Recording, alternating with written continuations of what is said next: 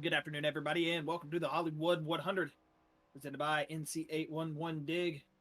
This is Chris and Josh Kiwis again on the call here in the Full Throttle Sim Racing booth.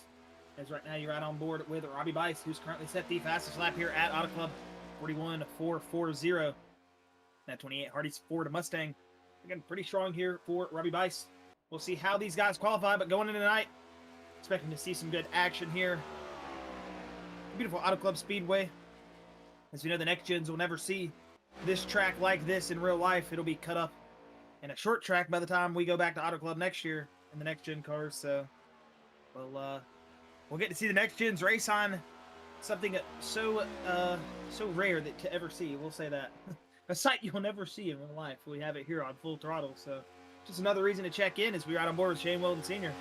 Very excited for you guys to be joining us on your Sunday nights here at 8 p.m. on the East Coast, wherever you are. Thank you for joining us.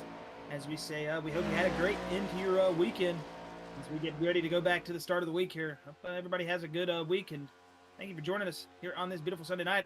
Your last couple hours of freedom before you get the workday back started, and we're excited to have you guys on board, excited to have you here for Full Throttle at Auto Club Speedway. Chris, you know you're excited to see, look, as we see Stan Mayberry qualify P4 out of all of our boards tonight, man. Stan Mayberry, he's been putting in the hours lately. He's definitely been, you can definitely tell the experience starting to show, or not even the experience, the raw driver talent, excuse me, starting to show.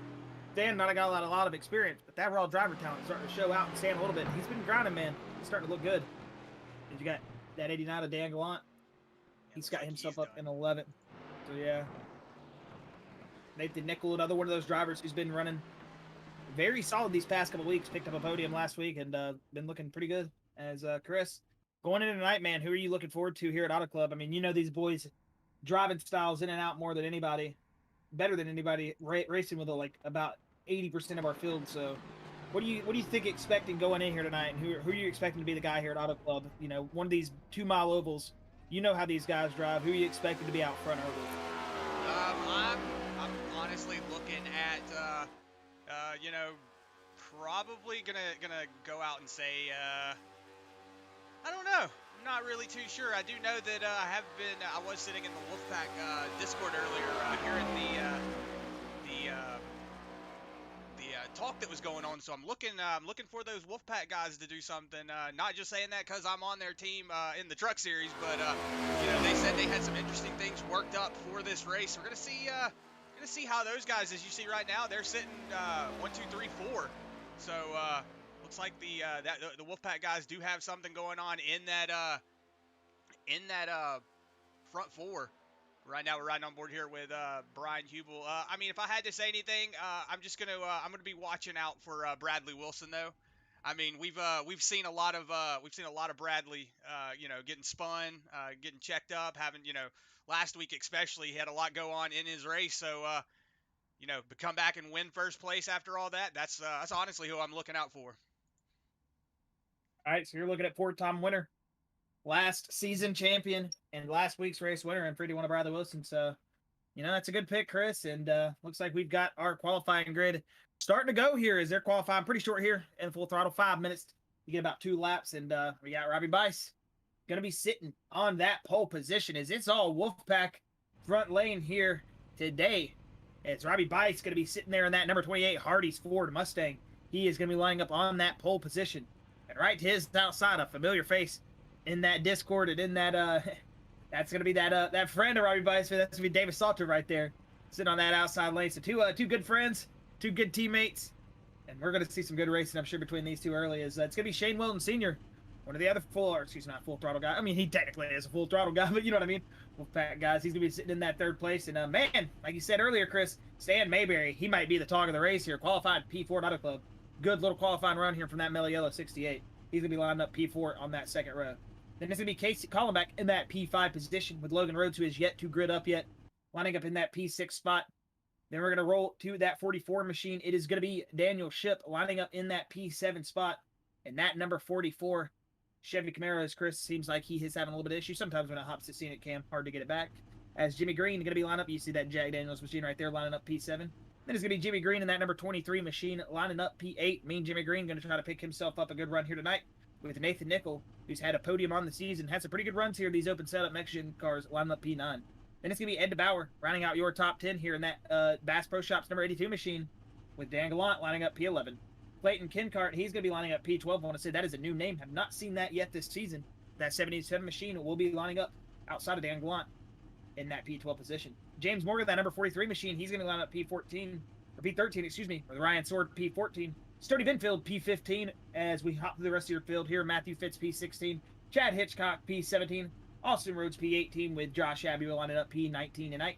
Then it's going to be Lance Hill in that P20 spot with Bradley G. Unit Wilson in that 21st spot, Brian Himmel 22nd, with AJ Green 23rd, Colin Forster 24th, and then it's going to be Brian Chu in that 25th spot with Bryant Seaborn lining up at the tail end of the field here tonight in that FedEx machine, P25.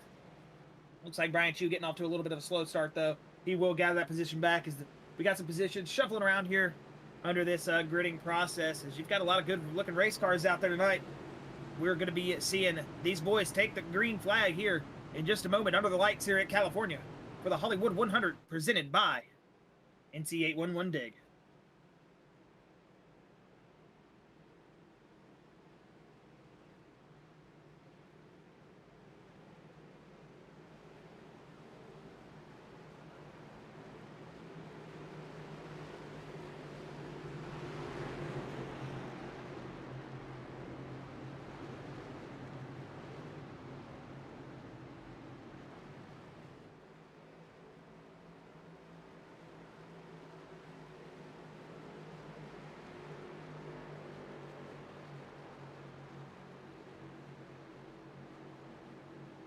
All right, is that RS pace car going to take that hard left turn? The green flag going to wave here in just a moment. Robbie Bice, David Salter going to bring us to the green flag presented by Major Setups. As we are going to be getting to the green flag here. Robbie Bice off to a good start. That 98 of Shane Wilton Sr. That inside lane rolling. As it looks like we've got a caution back in the field. 48 round. That looks like it's that 48 machine. AJ Green, he got it called up. Maybe Colin Forster. No, not Colin Forster. We'll see if Bryant Seaborn, Brian Chu, all those guys pull the back of the... We got called up in it, but I'm seeing Brian. We'll see.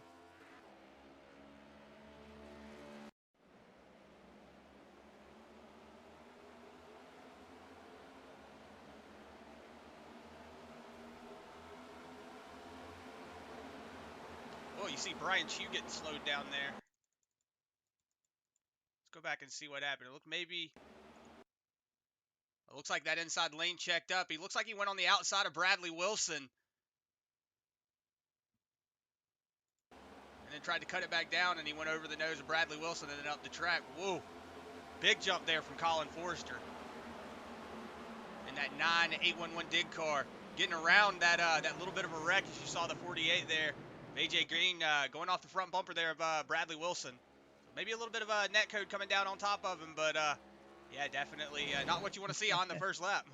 I guess you could say that 811 dig machine, he got the call from his spotter before he started digging, because he was, you know, he really got it woed up there. So good job on all the boys there. Just over ambitious from AJ Green, man.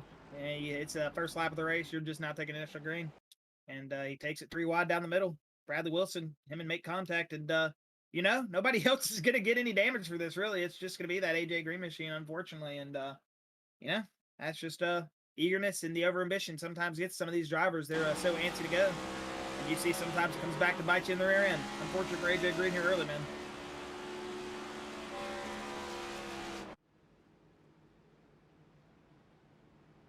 Yeah, so we're at caution number 1 here at lap 1. Well, lap 3 technically. Something you don't want to see there on that first lap. You know, you don't want to see a caution come out, you know, because everybody's trying to get ready to go. Everybody's antsy, so you know, you don't want to have to pace the field like that for a couple more laps. But hey, this, you know, these boys are just going to have a chance to get it settled back down. They're going to you know, maybe somebody missed a shift there or missed something, and now they get to have another chance at it. Yeah, that is going to give these drivers who maybe did, you know, mess up on the restart, get a chance to just reset. We didn't have, you know, really any contact in the field besides that AJ Green machine getting into that outside wall after a little bit of slight contact with that 51 of Bradley Wilson. But, you know, other than that, expecting to see these boys get back out here, get lined back up, and shake it off, man. It's Auto Club, 2-mile track. It's a big old racetrack out here. There's a lot of room. You don't really expect these guys to get bunched up like that early, but, you know, like we said, it just happens. You see some drivers get a little bit over ambitious or, overzealous, just trying to send it early, wanting to make up those positions when you start that far back sometimes. And, you know, these things happen. It is racing. You live to see another day, and it's unfortunate for AJ Green, man. Hate it. That's usually a fast race car out here on the track, and, he's learning, man. That's just more experience going into that 48 machine, and I'm sure it'll only be better for him in the future. Yeah, it looks like there's a little bit of right side damage there on that Bradley Wilson machine. So got a little bit of damage, but hey, we've seen him come back from worse than that. Yeah, for sure. As we should get pace lights off here, we do. As it's going to be Robbie Bice on that inside lane. As Shane Weldon Sr., that teammate, he's going to gain a position under that little half a lap we had. He's going to take that, I wouldn't even say half a lap, like we literally didn't even make it to the end of pit road, I think, before the caution was out. But that 98 Shane Weldon Sr., he is definitely going to gain a position as David Salter now going to start from the inside. And we'll see if he gets that good start. Last time it seemed like that outside start, it seemed like David Salter didn't get off to a great start on that outside lane. We'll see if that 88 machine at Salter gets off to a better start here, and if that inside lane gets rolling with him and Robbie, or that outside of Shane Weldon Sr. can get rolling from that outside pole position here. So it's gonna be fun, and it's gonna be interesting as we get back to lap number 4. We're basically hitting the start of this race again. They didn't even get a full lap of green flag action before we hit the caution. We didn't even get into turn 1 all the way. So basically,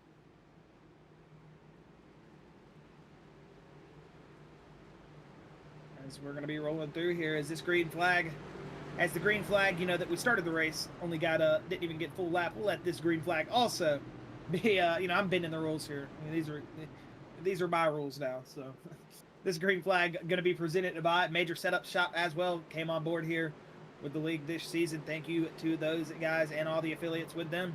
As we hope you guys are enjoying the product we are putting on here.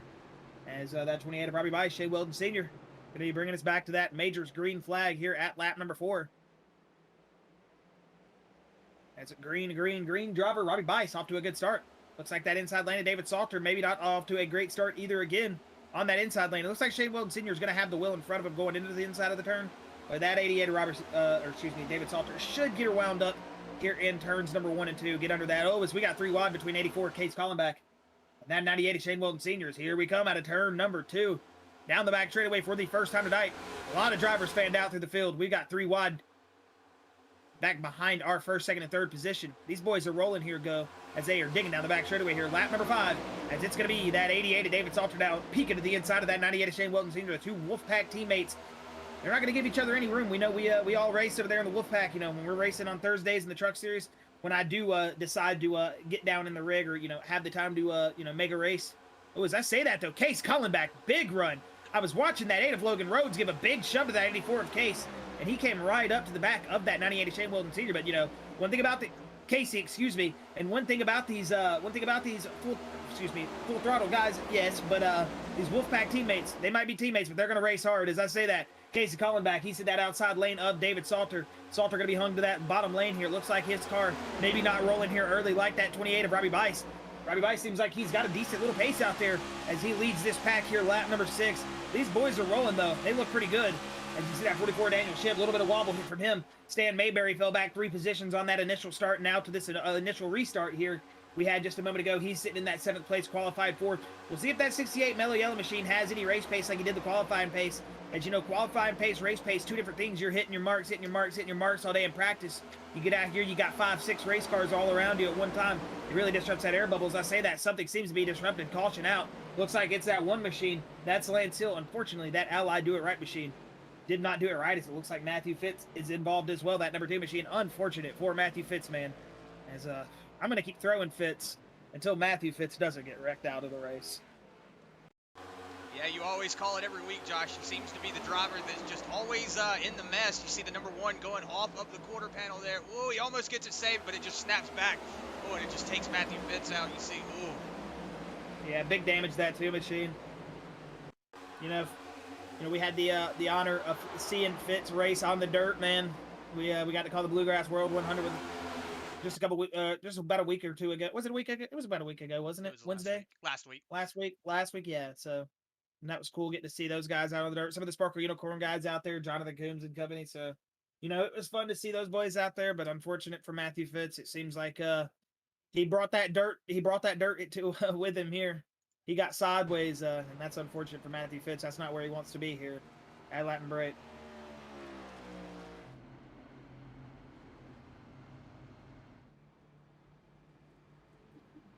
Yeah, so we saw some really good battling going up in the front. Casey Collenbach moving his way up into that second place position, doing a really good job in that Chevy Camaro, moving his way up to that second position, getting around Shane Weldon Sr. We know Shane Weldon Sr., he's also been putting a lot of seat time in and trying to get everything figured out, but also Logan Rhodes up 2 positions. So Scrappy doing a really good job showing everybody that, hey, the Rev guys are still here. You know, we're still racing too, so it's good to see Scrappy up here in that 4th place position. And then behind him, David Salter, going to move back a couple of positions. He's currently sitting in that 5th place position, but we know that Salter's probably just taking it easy. But Stan Mayberry also dropping back a couple of positions. We do know that he's been having a little bit of an issue with his wheel, so maybe that's the case, or maybe he's just taking it easy, not really wanting to do much harm and just get out there and drive, like Josh said earlier during qualifying. Stan putting in a lot of work, putting in a lot of effort to get better at this sim, and it's really starting to show off right now. Daniel Ship sitting where he started in 7th place. That 44 machine doing a good job hanging out up here in that top 10. With Nathan Nickel moved his way up 1 position as well. So Nathan Nickel doing a really good job. Jimmy Green and Nathan Nickel swapping those 2 positions around. So Nathan Nickel moves up, Jimmy Green drops down, and then Ed DeBauer sitting in 10th place. We know Ed DeBauer, he's got a win on the season right now, and I want to say that he also finished 2nd last week. So Ed DeBauer doing a really good job showing out for these Rev guys in this midseason. Yeah, it seems like as we're getting here a little bit later into the season, we're starting to see more and more drivers find that pace. It's, Robbie's been one of those drivers all season that just hasn't really been able to put, it all together and just really get a complete race. But it seems like tonight's going to be his best shot. He sits on the pole here. He's led every lap so far at lap 9. Robbie Bice, man, he's got a good shot at it tonight. As Bryant Seaborn, another one of those drivers, you just focused on him with the camera, and it's been one of those drivers, man, that, just hasn't really found the consistency, it seems like, in these next-gen cars yet, which I'm just counting the days, man. It could be any race that Bryant's going to start tearing these boys up again, and yeah, that's just one of those drivers that week in and week out I keep looking for. And Brian Chu as well, he had a couple, he had a top 3 run last season, had a good bit of top 5s, top 10s. He was running fairly well, but this season it just seems like Brian Chu not been able to keep that open setup car under him. And we'll see if these guys can get the momentum rolling here. It's getting to that part of the season now where you're going to either know that you're going to be, if you've just been consistently bad up to this point, this is the part of the season where okay, we're just going to be bad for the rest of the season, or I just got to get off my butt and drive the crap out of this thing. So there's two ways about it. You either get out there and you accept that you're just not having your best season, or you get out there and you change it. So that's where you're going to see these drivers start to drive, and these different talents, different experiences, different abilities really going to start to show here and shine in these drivers. And it's prime time, baby. This is where you really got to start getting consistent. Yeah, it's going to be interesting to see how this green flag goes here. Like we were saying, Casey Collenbach, not one of those drivers that we get to talk about a lot. So it's going to be interesting to see how this inside lane takes off. We see Robbie, he knows the rules. It is his league, so he knows when to jump, he knows when to go. So going to see how Robbie Bice handles this start off, and how Casey Collenbach does as well. Looked like Robbie was playing with the field there, man. And he is going to bring us back to the green flag here at lap number 11. Everybody seems like we've gotten off cleanly, still 2 wide to the field, as Casey Collenbach going to hold that outside lane currently. But it looks like Robbie Bice going to get off to a clean start, and he's going to hope these boys behind him, if it starts to stay green here, they start to battle a little bit. He wants those guys to eat up those tires while he's got that fresh, clean air, and he can just dig a little bit. Yeah, Robbie Bice is enjoying this clean air right now. We do know that... Oh, there comes that move from Nathan Nickel. That 4 machine going to go to the inside lane. Sorry, Chris. Didn't mean to cut you off, but that 4 going to move himself down to the inside lane, now up to that 4th position. It looks like Nathan Nickel just got a massive tow down the back straightaway from all those cars. He hit that restart perfect. We see him we see him sometimes, lay off a little bit on those restarts, not get fully tucked up He might have just timed one of them restarts right. That 6 machine, excuse me, that 4 machine was rolling, but now it seems like a parachute went on the back of that car as that 88 and that 98 got linked up. They started rolling, but it's going to be too wide here between Nathan Nickel and David Salter. That is tight, and that is net code giving right there. Those boys were just side by side right there racing, and it's going to be, it's going to stick. It's going to, pay out for Nathan Nickel. He's going to sit in that 5th spot, but he's got David Salter still too bad. As well, race for the lead here as Casey Collin back now. You saw Bice get a little bit loose there in that Hardy's machine. He's going to get hung out on that outside lane now as Logan Road. He's rolling down on the inside lane. As you see that 98 of Shane Weldon Sr. A little bit of super speedway racing coming in here, boys. Getting some bump drafting as we're going down this front straightaway into turn number 1. Side by side for the lead here at lap number 13 between Robbie Bice and Casey Collin back as these boys are 2 by 2 for about 6-7 rows back. Yeah, we see a lot of battling going up here in the front. Robbie Bice not giving that that front position up. Like you said, Shane Weldon Sr. Doing his best job to get up there and work with that teammate, trying to push him out in the front. Looks like he's getting that 28, a little bit of momentum. But it looks like the 84 is just taking that bottom lane. We know that that top lane is... you don't got it, though. Here comes Logan Rhodes. It's going to get tight. Contact for a little bit. They're getting out of sorts. They're going to save it. They could wreck if they want to. But it looks like they're going to gather it back up. 3 wide. 4 wide for a moment through the tri-oval as these boys are digging right now. You know, the big thing NASCAR said they wanted to do with these next-gen cars, Chris, is make that bubble work so these drivers can really race around each other. They want a car that is side-by-side, multi-lane racing. You pick where you go, and that car will stick. And it looks like right now that's coming out to fruition here on the track. These boys are digging side-by-side, 3, 4, even 5 wide maybe here tonight. We'll see at Auto Club. But here for the Hollywood 100 right now, presented by 811 Dig. These boys are rolling right now, and it's looking like a good show. Yeah, we saw a little bit of 3 wide action going on back there in the back, but we're going to go back up here in front. It looks like Robbie Bice has assumed the lead again. So Shane Weldon Sr. going to tuck in behind him, but look who's behind him, that 88 of David Salter. Whoa, as you see him getting a little loose going into that turn. Going to ride that door of that 84 machine. But it looks like he's just going to take that middle lane as you see Logan Rhodes on that inside lane doing his best to keep up with these boys. But, whoa, everybody is just digging right now. This literally looks like a small super speedway race, man. These boys are digging right now. It is pick the inside lane or pick the low lane, and you got to have a guy pushing you right now. These boys are bumper to bumper, wheel to wheel, door to door, as you see that 84 Case Collin back going to that 88 about David Salter's outside, as it looks like he is going to take that 3rd spot. Nose him to the line for that 3rd position for lap number 15. Maybe not. Salter looked like he came back. This could be a photo finish towards the end if these boys can keep making this stick. This is awesome racing, but at some point you got to think it's going to start jeopardizing not only the equipment. If you could start jeopardizing, not only you but your race. I mean, this is getting pretty hairy out there. We'll see if these boys start to single file out. If they're just going to keep digging here at lap number 16, we're rolling still. Yeah, you're right, Josh. A lot of wishy-washy going on right now. You see David Salter taking that inside lane. That 84 Casey Collenbach's trying his best to follow that 88 down there, but it doesn't look like he's going to be able to get all the way down there. Whoa, as you see the 89 back there of Dan Gallant getting a little loose. Yeah, that Challenger, that Dodge, that thing's getting all over the place, man. Dan Gallant, that 89 machine, our Canadian friend, up 6 spots from that 11th position. 5 spots from that 11th position, sitting in that 6th position. As we go back to Stan Mayberry, who just looks like that car is got a big old pile of sandbags in the trunk right now. That 68 machine not been able to find the race pace, unfortunately. Maybe that car just not happy in the dirty air right now. Get some adjustments on that machine. We know those Wolfpack guys are working together. Very smart. Get those race cars tuned up on pit road by those pit guys. Maybe we'll see that that Stan Mayberry 68 machine coming back as we got a battle for the lead here. Shane Weldon Sr. going to go to the inside of his teammate as he looks like he might take the run. He will. Casey Collenbach going to file out behind Robbie Bice. That should give a little bit of an arrow push to him. It will. That will clear that 28 of the 98. And here comes Casey Collenbach to the outside lane. He's got Logan Rhodes lined up. 2 wide here, still racing at lap number 18. These boys are not giving an inch. Big drive in from the 4 Nathan Nickel. 88 of David Salter up the track for a moment. But we are still going to stick it, and we're still rolling. As we got a little bit, Casey Collenbach going to get to the outside lane. Robbie Bice going to give him the room. They're going to pull it out of the lane. 2 wide. Here comes Logan Rhodes on the back bumper of that 84 machine. 2 Chevy Camaros working together. Here's contact. Robbie Bice going to save it. Woo! Big save from that 28 Hardy's machine as we are still rolling 3 wide here for the lead. Yeah, we see Casey Collenbach and Robbie Bice getting a little door-to-door action going on there. The 28 going to save it. He's going to drift up the track into that 88. But they're not going to touch.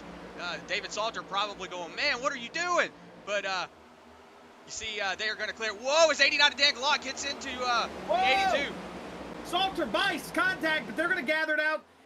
As man, we've got contact all over the field. I'm hearing wrecking in two from Stan Mayberry as we see a car down the back straightaway wrecking into the infield. Not sure who it is. Looks like the Chad Hitchcock machine. Who is that? Clayton Kincart? Maybe, I'm not sure. No, that's that 77 machine right there. So not sure who I just saw. Stony, wreck, man. I've got a marker for Stony Benfield right now. Okay. Yeah, that would have been who it was. So Stony Benfield going all around. Not sure what happened there. We'll focus on this real quick, and we'll go back and look at that here in a little bit. But right now, look at that. Story, Chris. Look at Robbie Bice, 8th position, man. Yeah. But look at this, the 4 of Nathan Nickel in that Silver Thunder Racing machine, moving his way up into that 3rd position, battling it out with that 98 of Shane Weldon Sr. Let's see if he can make it stick. Oh, he's going to make it stick. He's not going to clear him. It's going to be a drag race. And you know those wrecking front stretch. I'm seeing a bunch of names. So, man, 44 Daniel Ship around. So I know 44 is involved, Chris. If you want to just go back to that wreck from the 44's point of view, it looks like he might have just had a big old moment there with the infield wall.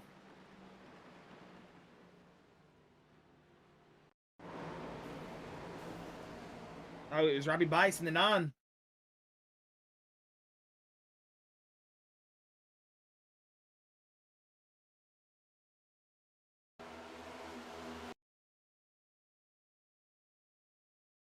See the 9 of Colin Forrester. Robbie Bice just drifts up the track a little bit, gets that that fender into the back bumper, sends that 9 of Colin Forrester around, and then the 44 Daniel Ship just nowhere to go. See the 9 just get up into him and then just kind of do a 360 flip with him. Oh, you see Chad Hitchcock just nowhere to go as well. Oh, the 43 getting around all of that. Yeah, the 43 of James Morgan maybe made a little bit of contact. I don't know if that's a little bit of right side or left side damage.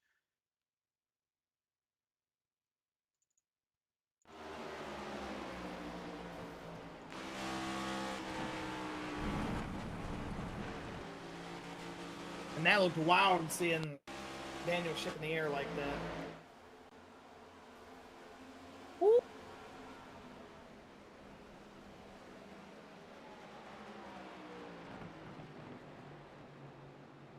It looks like we've got a pit road party, Chris. So all the way up to 1st through 5th place stayed out. Yeah, Robbie Bice probably going to be on pit lane for a little bit of time. I do see a little bit of right damage on that right side. Oh, you see the 43 there, pulling down pit lane. Not supposed to do that, man. Got to pull back out on the track. Can't pull down the pit lanes.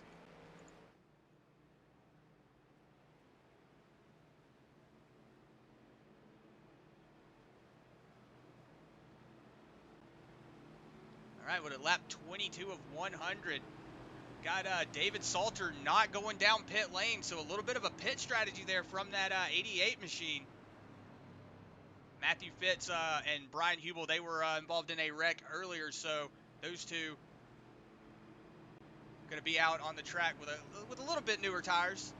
But also Shane Weldon Sr. not coming down pit lane, so that 98 machine also not pitting, so that's going to be a little bit of a strategy play from that 98.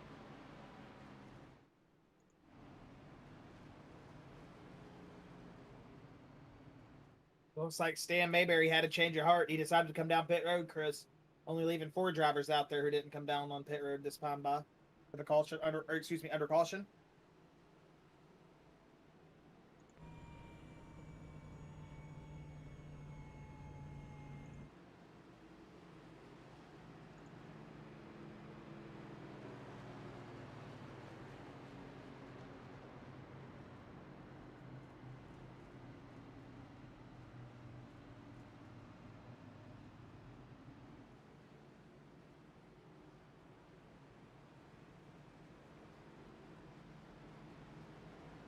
All right, and as you saw, the pace lights were actually out, but they extended the caution by 1 more lap, so the pace lights are back on. We are going to go around at least 1 more time.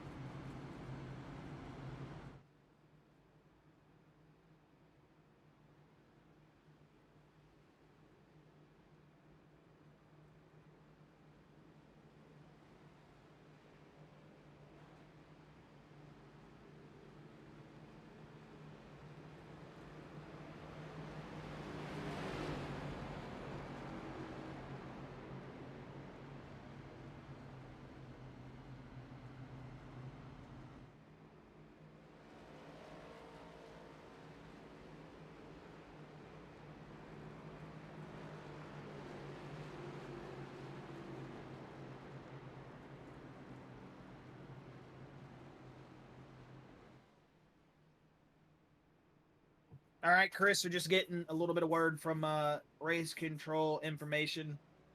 The only reason we're under caution still here, we should be going back to green after this next lap. Pace light should go off. They are, yes, indeed.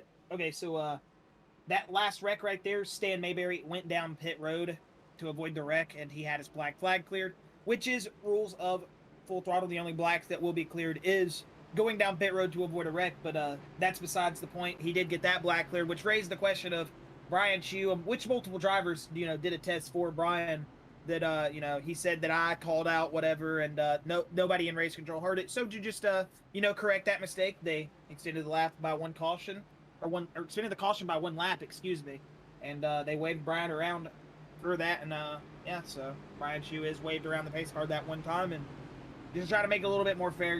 That's just unfortunate what can happen, and sometimes you get completely screwed by iRacing's race control. So it can definitely be a big old shot in the foot sometimes, or big old just let down, and definitely take the wind out of yourself. So hopefully it gets corrected for Brian, man. Hopefully he can get this 18 Home Depot machine rolling again here tonight. But I'll be going back to green here with Matthew Fitz and David Salter leading the field back to green. So.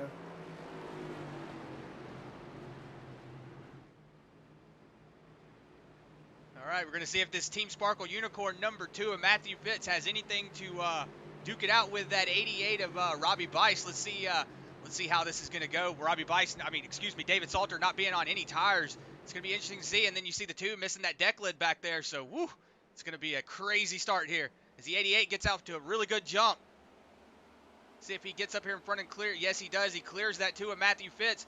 So that 88 of David Salter, going to pull up in front of that 2. You're going to see the 19 of Brian Hubel also going to dive down to that inside lane. Maybe he's going to try to go around that 2. Maybe that 2 just a little slow with that deck lid missing. But the 98 of Shane Weldon Sr. moving up to the top of the track. He's going to allow that 84 to move his way up into the position. Look at that, the 8 of Logan Rhodes on his back bumper trying to help push that 84 up, but it's not going to come into fruition. Whoa, big drive in from the 84. Whoa, gets up into the quarter panel of that 98 of Shane Weldon Sr., but doesn't make any contact. The 82 of Ed DeBauer, all over the back bumper of Casey Collenbach. You see the 98 going around that 2 of Matthew Fitz, so that speed difference already starting to show its ugly head.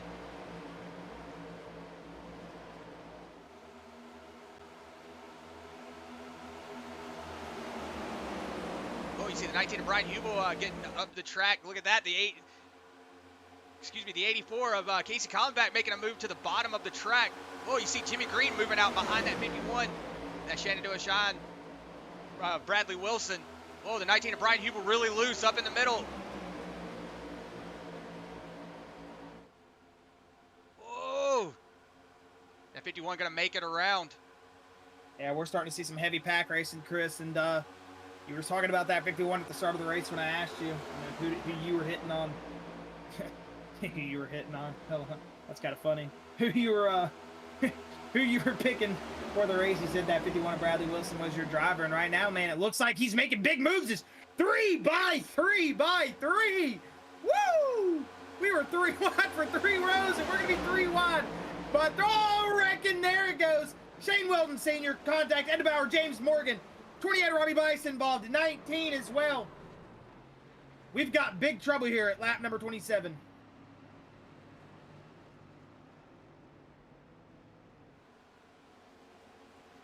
Yeah, it looks like Shane Weldon Sr., James Morgan, Joshua Abbey, Brian Hubel, all involved in that. We'll go back and see what happened here.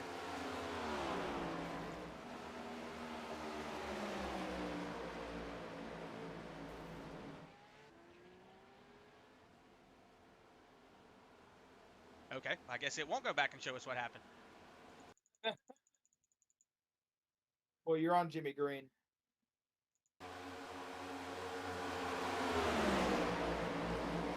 See right there, it happens right in front of him. Case Collenbach, that 98 getting to a little bit of trouble with each other. They make contact going 3 wide, and then you see Robbie Bice at 77, that 19, the 5, the 94 sliding up in there. We don't know if he got any contact, but definitely the big talking of contact. 98, 43, and 82. Big contact. 77 into the wall late. unfortunate for Clayton on his debut here in the next gen cars. So, it's just, you hate to see it, man, but you live by the sword, you buy by the sword, and these boys are racing very aggressive early. Yeah, a lot of aggression going on in these first couple of laps. That's what we like to see. David Salter, I know he's liking all these cautions because he gets to save all those tires. Because he is still out on the track with not taking any tires. I'm not going to give away any secrets from those boys over in the Wolfpack camp, but one thing I will say is they were echoing is, man, we found something, and we found something good. And, David and Robbie both hitting on, with Chris, the talking point of, we're able to save our tires maybe a little bit more than some of these guys we think tonight. And, you saw it early. They were showing amazing speed in qualifying. I mean, four of the guys for the Wolfpack guys in the top 4. So they looked great. And we'll just see now if, what those Wolfpack guys were saying earlier in that, what they said they hit on, if it's going to be working here and coming into fruition. As Nathan Nichols got himself up in the second, Jimmy Green currently sitting in third. And man, the G unit, after he was just got a little bit of a scare moment there in that 51 machine in turn 3 just a moment ago, he's gonna gather it back up. He's gonna pick up that car and move up to position number 4. So Bradley Wilson doing a good job here tonight. Is he's just one of those drivers week in and week out, very consistent. He's got the real life racing going on for him as well. So, it's also, really good to see somebody who is not only in the sim, but out there kicking tail in the real world, man. So good on Bradley Wilson. He's one hell of a wheel man, and great to see him up here fighting for this, Yeah, I know he won last night. I saw that in the Discord before the race. That's what made me think about it when we were talking about him. So, that 51 of Bradley Wilson, man, he's one hell of a wheel man, and it's always exciting to see him up here. He's trying to pick up win number 5 this season, and, like he said earlier in the season, he was saying, man, I was going to try to go for a perfect season, which obviously he can't go for that anymore. But he was saying that, he's really looking forward to trying to win another championship. And that would be saying something coming from the Gen 6 cars moving into Generation 7 here, the next gen cars. I mean, it would be very, very interesting to see Bradley Wilson just pick up where he left off. And it seems like he's done that, man. Almost 5 wins on the season. He's doing a good job.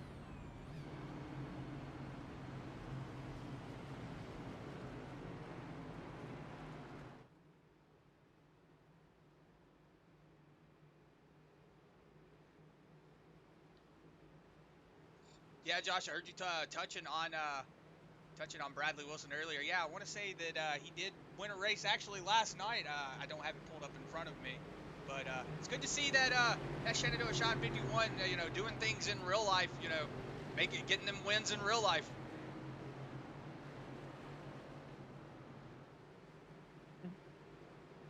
As David Salter, Nathan Nickel going to be bringing us back to the green flag here, the Hollywood of 100. Lap number 31 when we hit the stripe here for the green flag. And see, these boys are a little bit out of sorts right there. Not maybe stacked up 2 by 2, but they're going to get wound up right here. There we go. As we're going to be taking the green flag here in just a moment. As the restart is on. Green, green, green. There goes David Salter. He's going to move himself up to that outside lane of Nathan Nickel. At the moment, he's just kind of just looks like he's hanging out. As you see that 23 Jimmy Green, though, on that inside lane still looks like he'll be in about 3rd or 4th position as we roll out of turn number 2. We'll see if he's able to make that inside lane stick, though. Bradley Wilson pushing that number 4 machine down the back straightaway right here, though. Should give Nathan Nichols some ground, but we'll see if he does get all the way up to that back bumper. But David Salter right there now. Nathan Nichols going to pull out and go to the bottom lane here. Yeah, he is. As there he goes. You see that 23 machine starting to fall back a little bit, but battle for the lead here at lap 31. Nathan Nichols going to drive it in there. As they are going to get tight. That 51 machine saw an opening for a second, but he's not going to be able to turn that race car down there, get the momentum. And here comes Jimmy Green back, as this looks like we're getting that same racing we saw just a moment ago. These boys are just getting massive runs up on each other, and it looks like they are just going to take them all night. Nathan Nickel currently your leader here at lap number 32. Good to see Nathan Nickel carrying that momentum week in and week out. Seems like we were, talking about it in the pre-race. He's just been hitting on some setups, and it seems like he's been doing a really good job.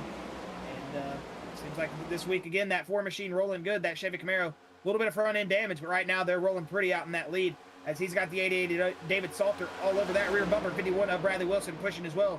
2 by 2 by 2 as we are rolling here lap number 32. We'll see how these boys start to transition now. And these guys that are on these fresher tires and these guys that are on that older tires, like David talked to that 88 machine, the only guy on old tires, I have to say. We'll see if, how Salter's tires really start to wear out for him here. Yeah, it's going to be interesting to see how that works out. As you see right now, it looks like David Salter's still able to keep up there in the front with that Ford Nathan Nickel, but don't know if that outside lane is going to be the fastest way around. I heard talk in the chat earlier saying the bottom lane was the dominant lane, so see how long it takes for these guys to figure out which lanes they're going to choose. But right now, David Salter riding that really high lane. Probably those older tires just not coming in the way he want them to be. The 51 of Bradley Wilson, we know he's probably getting ready to make a move if he gets the opportunity. That 89 of Dan Gallant right on that back bumper of him. But look at that, Jimmy Green sitting in that fourth place position, still all over the back bumper of that Ford Nathan Nichols. So we'll see how long he go. These boys decide to wait before they go to make a move. As you see David Salter going really high up the track. Whoa, as I'm hearing wrecking out of turn 2. Caution out to it, Matthew Fitz. Oh, Brian Seaborn big into the wall to avoid. Looks like he did get past that tune machine, but might have made a lot of contact with that outside wall. As we'll go back to a replay here in just a moment and see what we can see that brought out that accident. Ooh, as you see Matthew Fitz spin topping back there already. Like he might have made a little bit of contact with Bradley Wilson. We'll Gorilla style this, as SDK sometimes just does not like to work with replay cameras. Oh, it looks like he might have got assisted by his teammate, Kristen.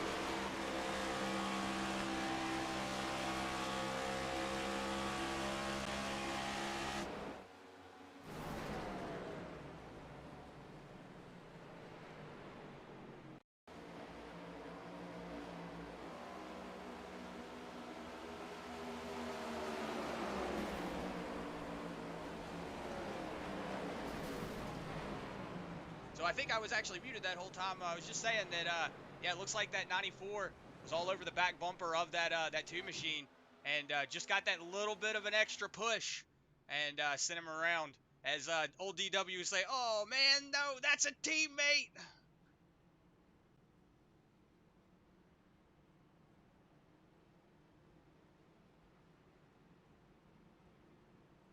All right, and since we're at under caution here at lap 36, we're actually going to go to a full throttle commercial break brought to you by 811 Dig.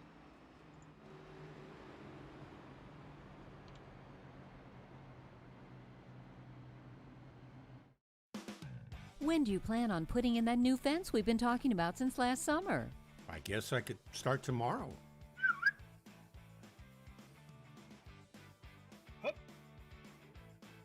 Protect the ones you love and protect your buried utilities by contacting 811 before you dig, either by phone, the web, or the NC811 app. Know what's below. Before you dig, visit nc811.org to learn more. If recent storms have caused damage to your property, contact 811 before you begin your cleanup. Buried utilities around uprooted trees can make a bad situation worse if those lines are not located before digging. Electric, natural gas, and internet lines are everywhere, and knowing where they are is the safest way to start any digging project. Call North Carolina 811 by dialing 811 or by using single address ticket on nc811.org or the NC811 app. This tree is going to look great here. Did you call 811 to protect your underground utilities? I can't wait to see these roses come up. Dig, dig, dig! Wait, we forgot to call 811. Before you dig, make sure you can. Call 811 to know what's below.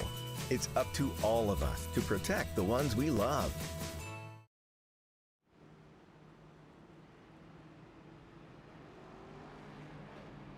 Welcome back to the action. I want to say that Nathan Nickel was actually told to pass the pace car, and he got waved around. We don't know what was actually going on with it, so I want to say he said he'll just go to the back of the line and they'll figure out what's going on. Not really sure what was actually happening or anything. So that 4 was told to pass the pace car, and he did. So he's back here in the back of the pack. Don't know what actually happened though.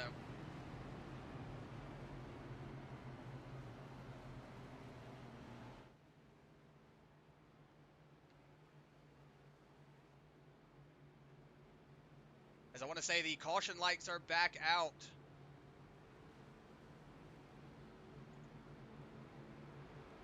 Okay. So, just got word that they are delaying the caution to allow Nathan to go down pit road.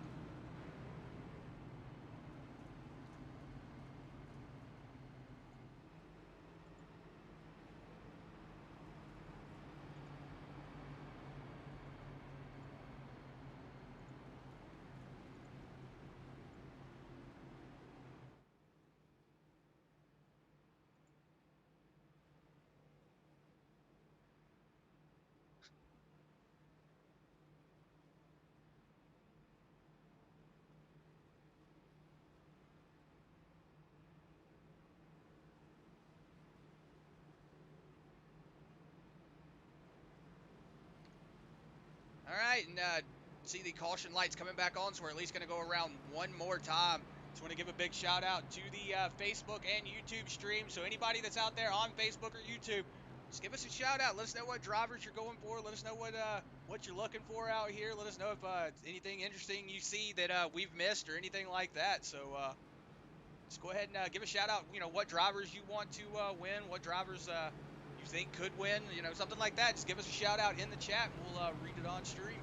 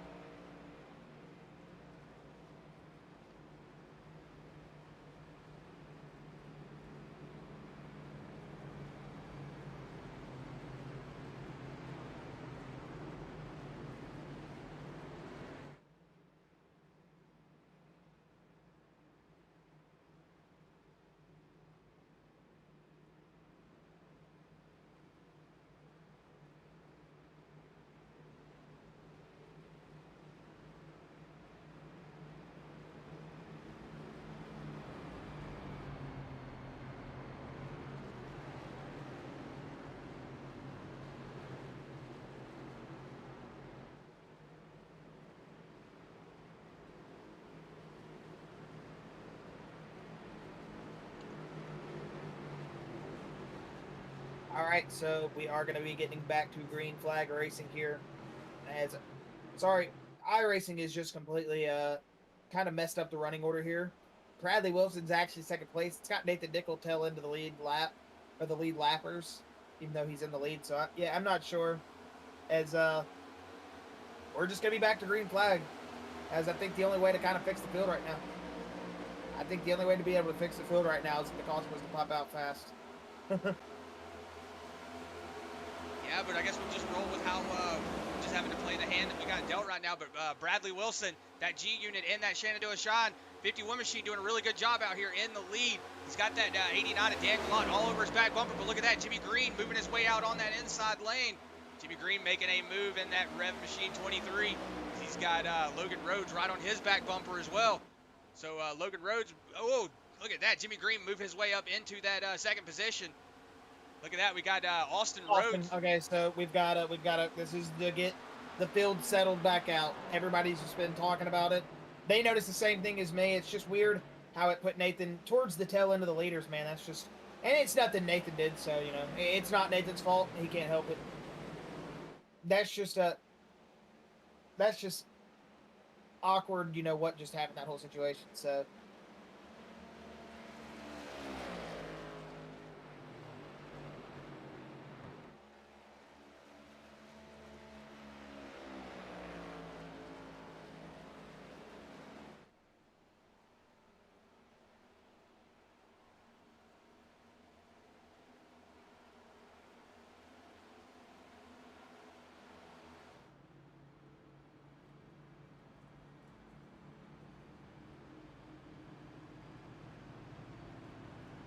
Yeah, sorry about that, guys. Just give us 1 second. Like I said, we're listening to race control, trying to get figured out what's actually going on and what's happening, because, like I said, it's got Nathan Nickel marked in the front, even though Bradley Wilson is currently sitting in the front. So iRacing has something screwed up.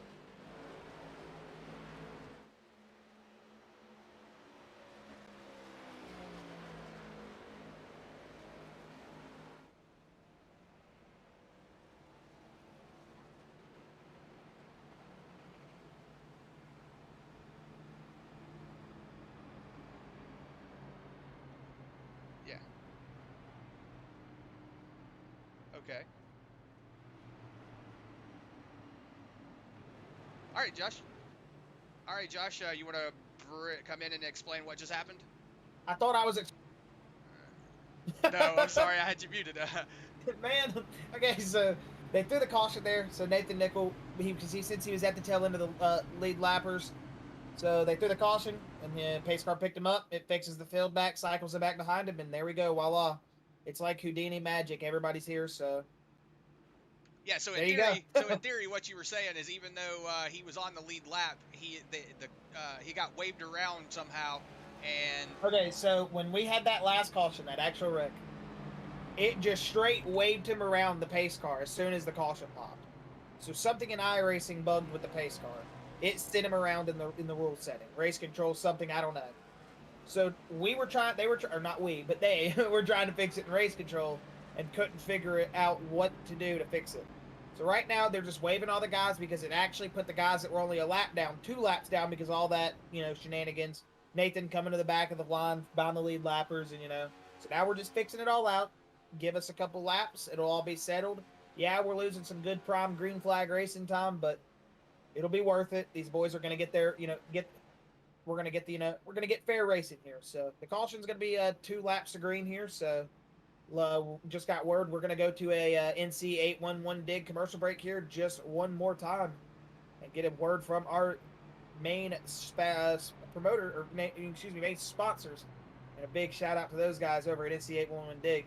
So we'll go side by side here and you'll see these cars under caution, but also see the beautiful words from NC 811 dig. When do you plan on putting in that new fence we've been talking about since last summer? I guess I could start tomorrow.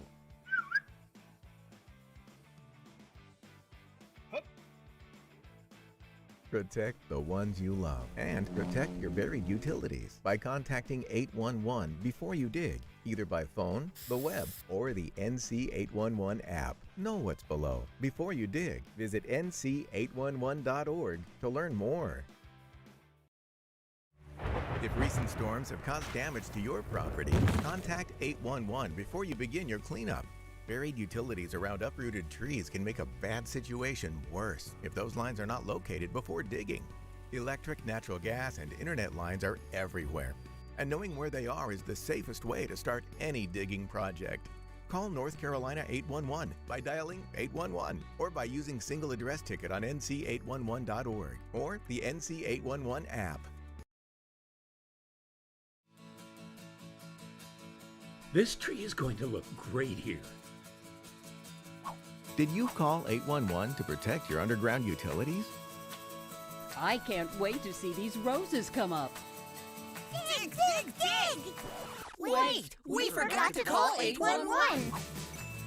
Before you dig, make sure you can. Call 811 to know what's below. It's up to all of us to protect the ones we love.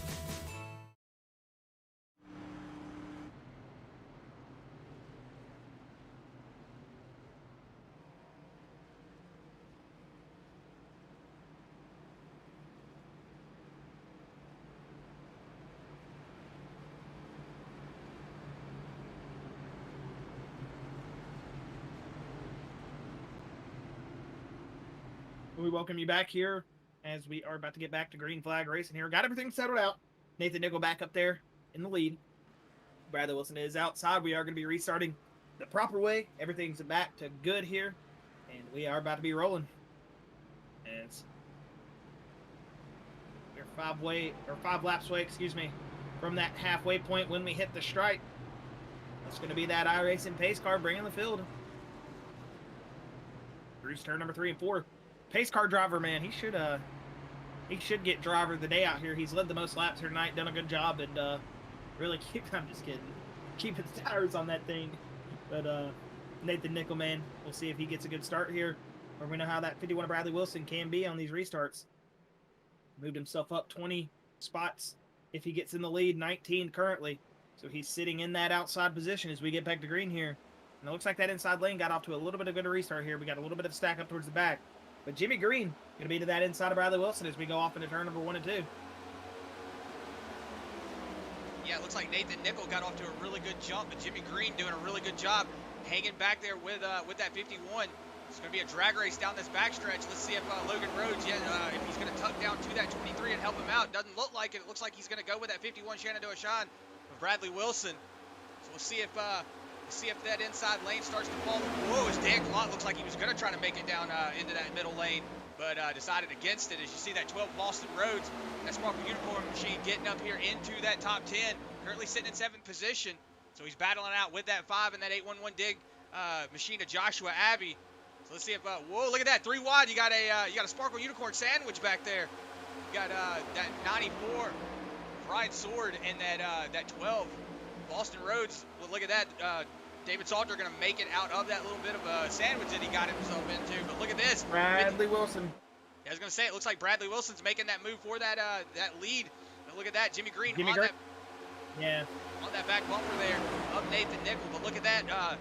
Look at that. You got that Rev teammate up there in that top lane pushing the other guy. The 2 Rev teammates are like completely opposite worlds right now. I love it. Usually Jimmy and Logan work so well together, but right now they're like, hey man, I'm racing my own race and I'm having a good time. And they look like they are putting on a good show as the pack's starting to form back up here at lap number 48. We're starting to roll here as Bradley Wilson going to reassume. Oh, Nathan Nickel. And that 8 machine of Logan Rhodes got really tight coming off it too, but that 51 going to assume the lead for the first time tonight. It's good to see that Dodge Charger out in the lead here. Bradley Wilson doing a good job. Yeah, working his way through the field. A little bit of damage, but it looks like. Oh, excuse me. I was gonna say, it looks like Nathan Nickel having a little bit of an issue. He's falling back a lot. Oh, you see him get up on the door of that 12 Boston Rhodes. So look at that. The Sparkle Unicorn guys moved themselves up into that 4th and 5th position. Got around Robbie Bice and Nathan Nickel. And look at that, Jimmy Green falling back just a little bit, all the way back there to that 8th position. Dan Gallant, Ryan Sword, 2 other movers in the field right now. Austin Rhodes as well.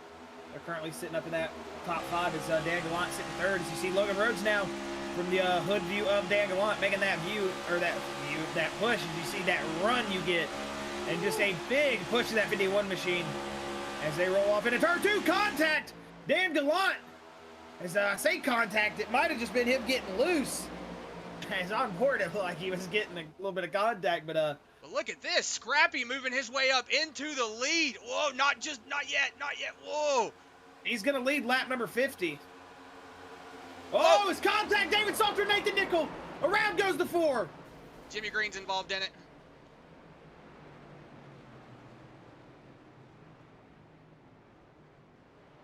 Whoa, Stoney Benfield getting slowed down there.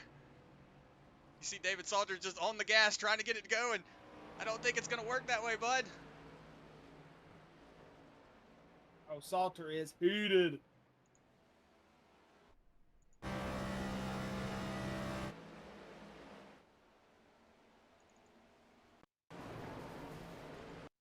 Why does it do that every time? I have no idea. So I'm trying to find, yeah, it's for some reason it's changing the people. Whenever I click on their name, it changes the people. I don't know. All right, but we'll just do it the old way, as we say. You know, we're having a little bit of issues with SDK here, but it looks like maybe the 94 Ryan Sword just got maybe just a little. You see David Salter just going up the track just a little bit. It looks like they're just coming to meet actually. And you see Ryan Sword gonna kind of swing it to the left, or excuse me, the right, and then you see David Salter trying to come down the track, just gets into the 4. There of Nathan Nickel.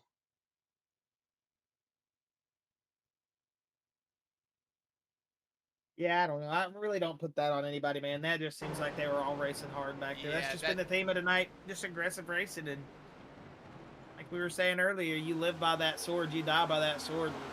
I hate it for David Salter, man. I hate it for Nathan Nickel as well. Jimmy Green.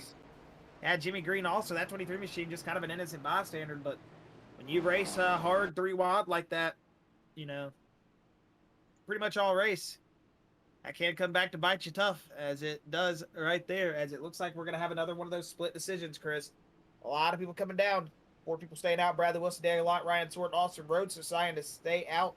But Logan Rhodes, Casey Collenbach, Jimmy Green, Stan Mayberry, Robbie Bice, James Morgan, Josh Shabby, AJ Green, Bryant Seaborn, Ed DeBauer, and Nathan Nickel all going to come down pit road this time. Yeah, if I was to rate that on a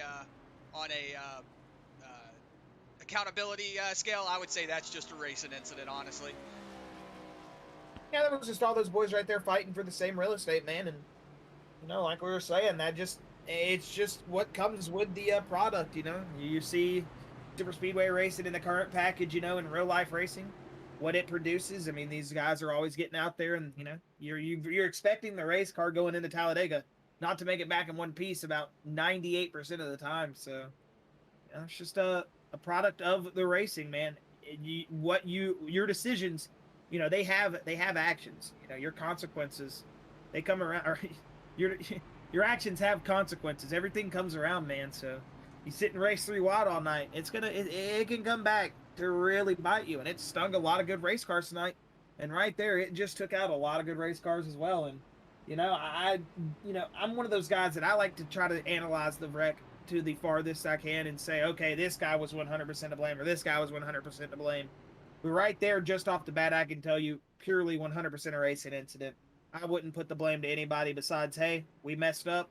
We shouldn't have done what we did. We all kind of just got a little bit over ambitious, and let's pack up and go to next week. It's the only thing you really can do. Yeah, like I said, just it looked like trying to go for the same real estate. You know, you saw the 88 drifted up just a little bit, the 94 coming down just a little bit. So it was just, you know, same place, same time. One of those ordeals where you saw the 88 trying to get off of the 94's, you know, quarter, and then he got down into Nathan Nickel, and then you saw what happened. So it's just one of those things that you know, that's just how it looked in my eyes, at least. Completely agree. As it will be 47 laps to go when we get back to Green Flag Racing here at Auto Club.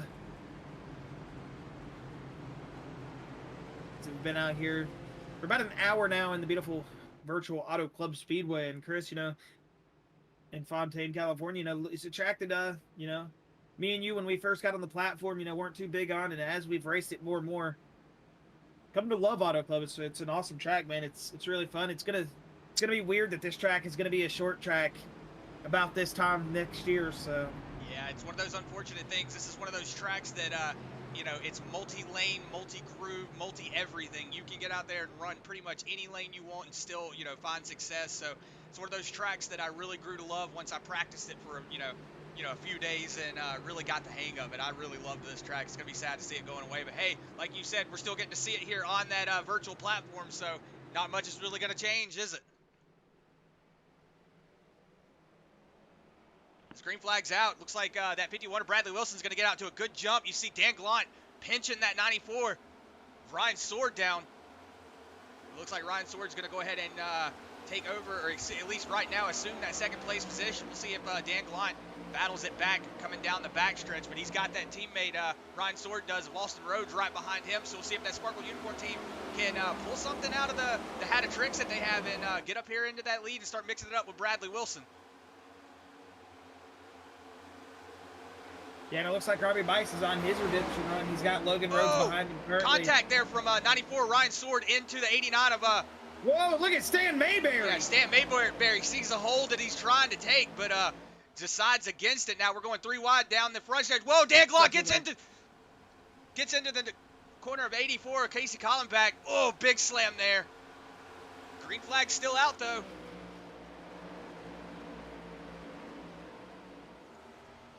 Yeah, we see the 89 and the 84 getting into it there. Going off into the grass, but the green flag is still going to stay out. Whoa, look at that. Stan Mayberry making a big slide job there on that 28 of Robbie Bice. I always say Stan keeps getting better and better, and he starts taking more and more risk. And woo, you seeing Stan drive the wheels off that 68 machine right now. Good looking machine too. That 68 really stands out on the track.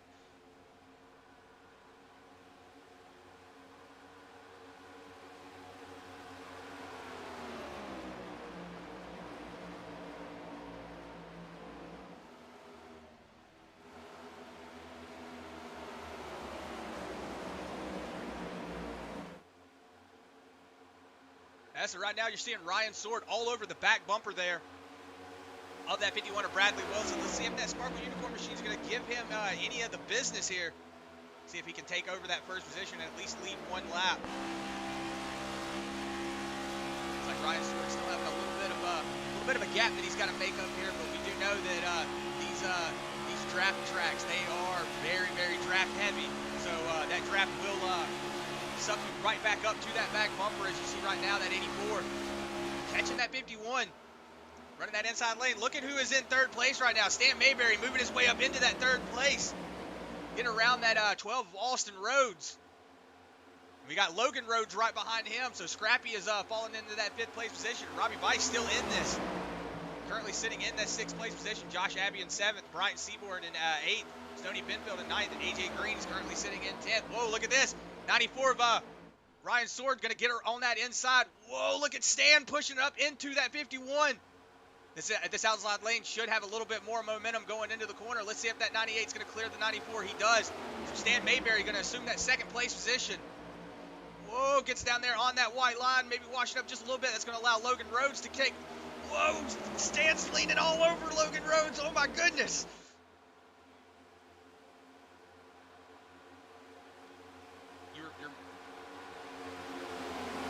Man, that Stan Mayberry Mellow Yellow Ford Mustang rolling right now. He was leaning, trying to get that slide job completed up there in turn number 2 or 3.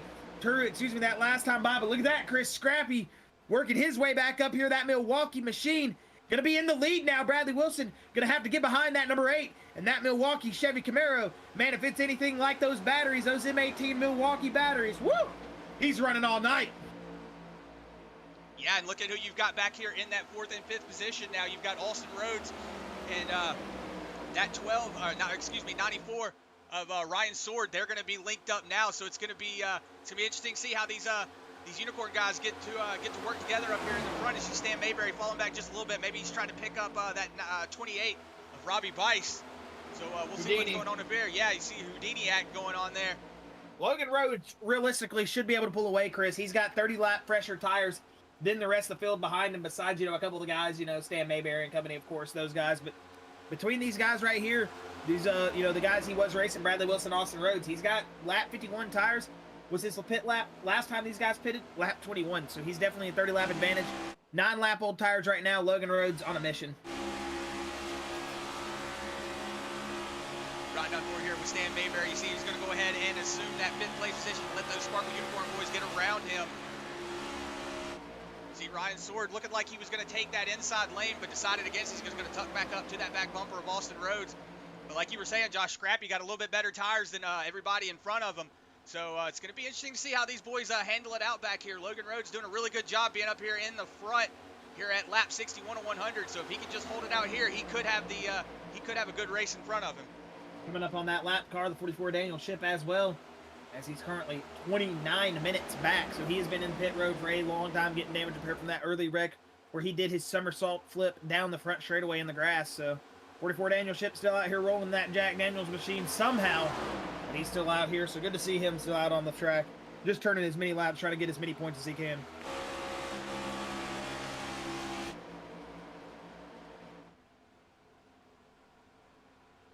Look at the 12 Austin Rhodes here, Chris, going to the inside.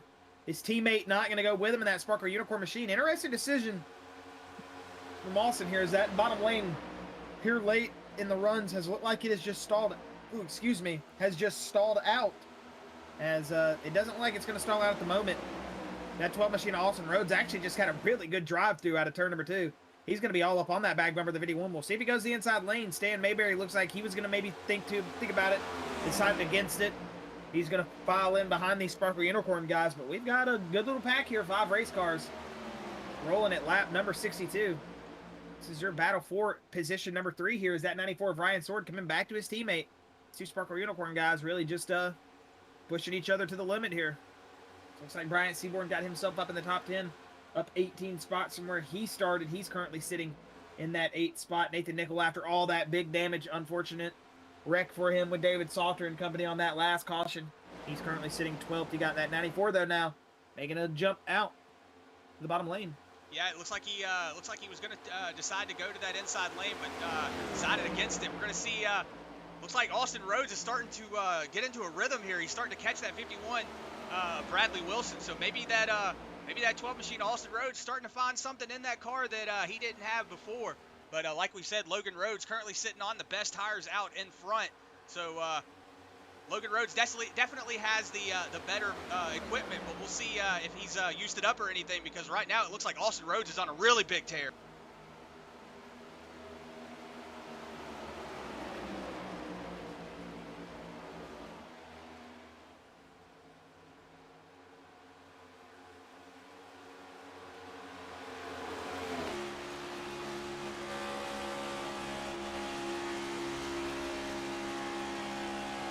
Hey, sorry, I was listening to the driver chat, man. Sorry. Salter's being Salter, Chris. That's all I gotta say. That is all you have to say, sir. Love it, man. I hate when he gets involved in these wrecks, man. It really brings out the passion in him. You hate to see it. You can definitely hear the competitive nature in his it's dwelling deep inside of him whenever he gets wrecked out. Yeah, but look at this. Look at that. Ryan Sword making a move on the inside there of that 12 Walston Roads. Let's see if he can make it stick going here into turns number 3. Ooh, that 94 washing up just a little bit.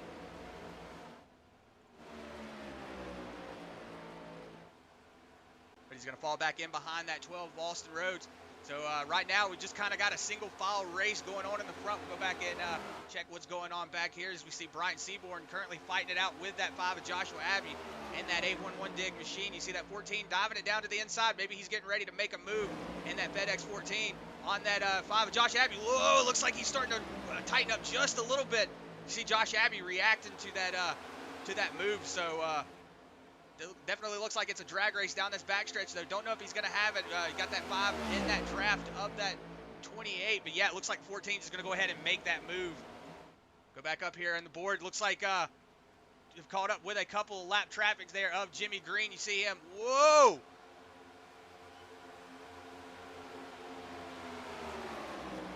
Big move there from the 94 and the 51 to get past that lap car, that 82 machine Ed DeBauer.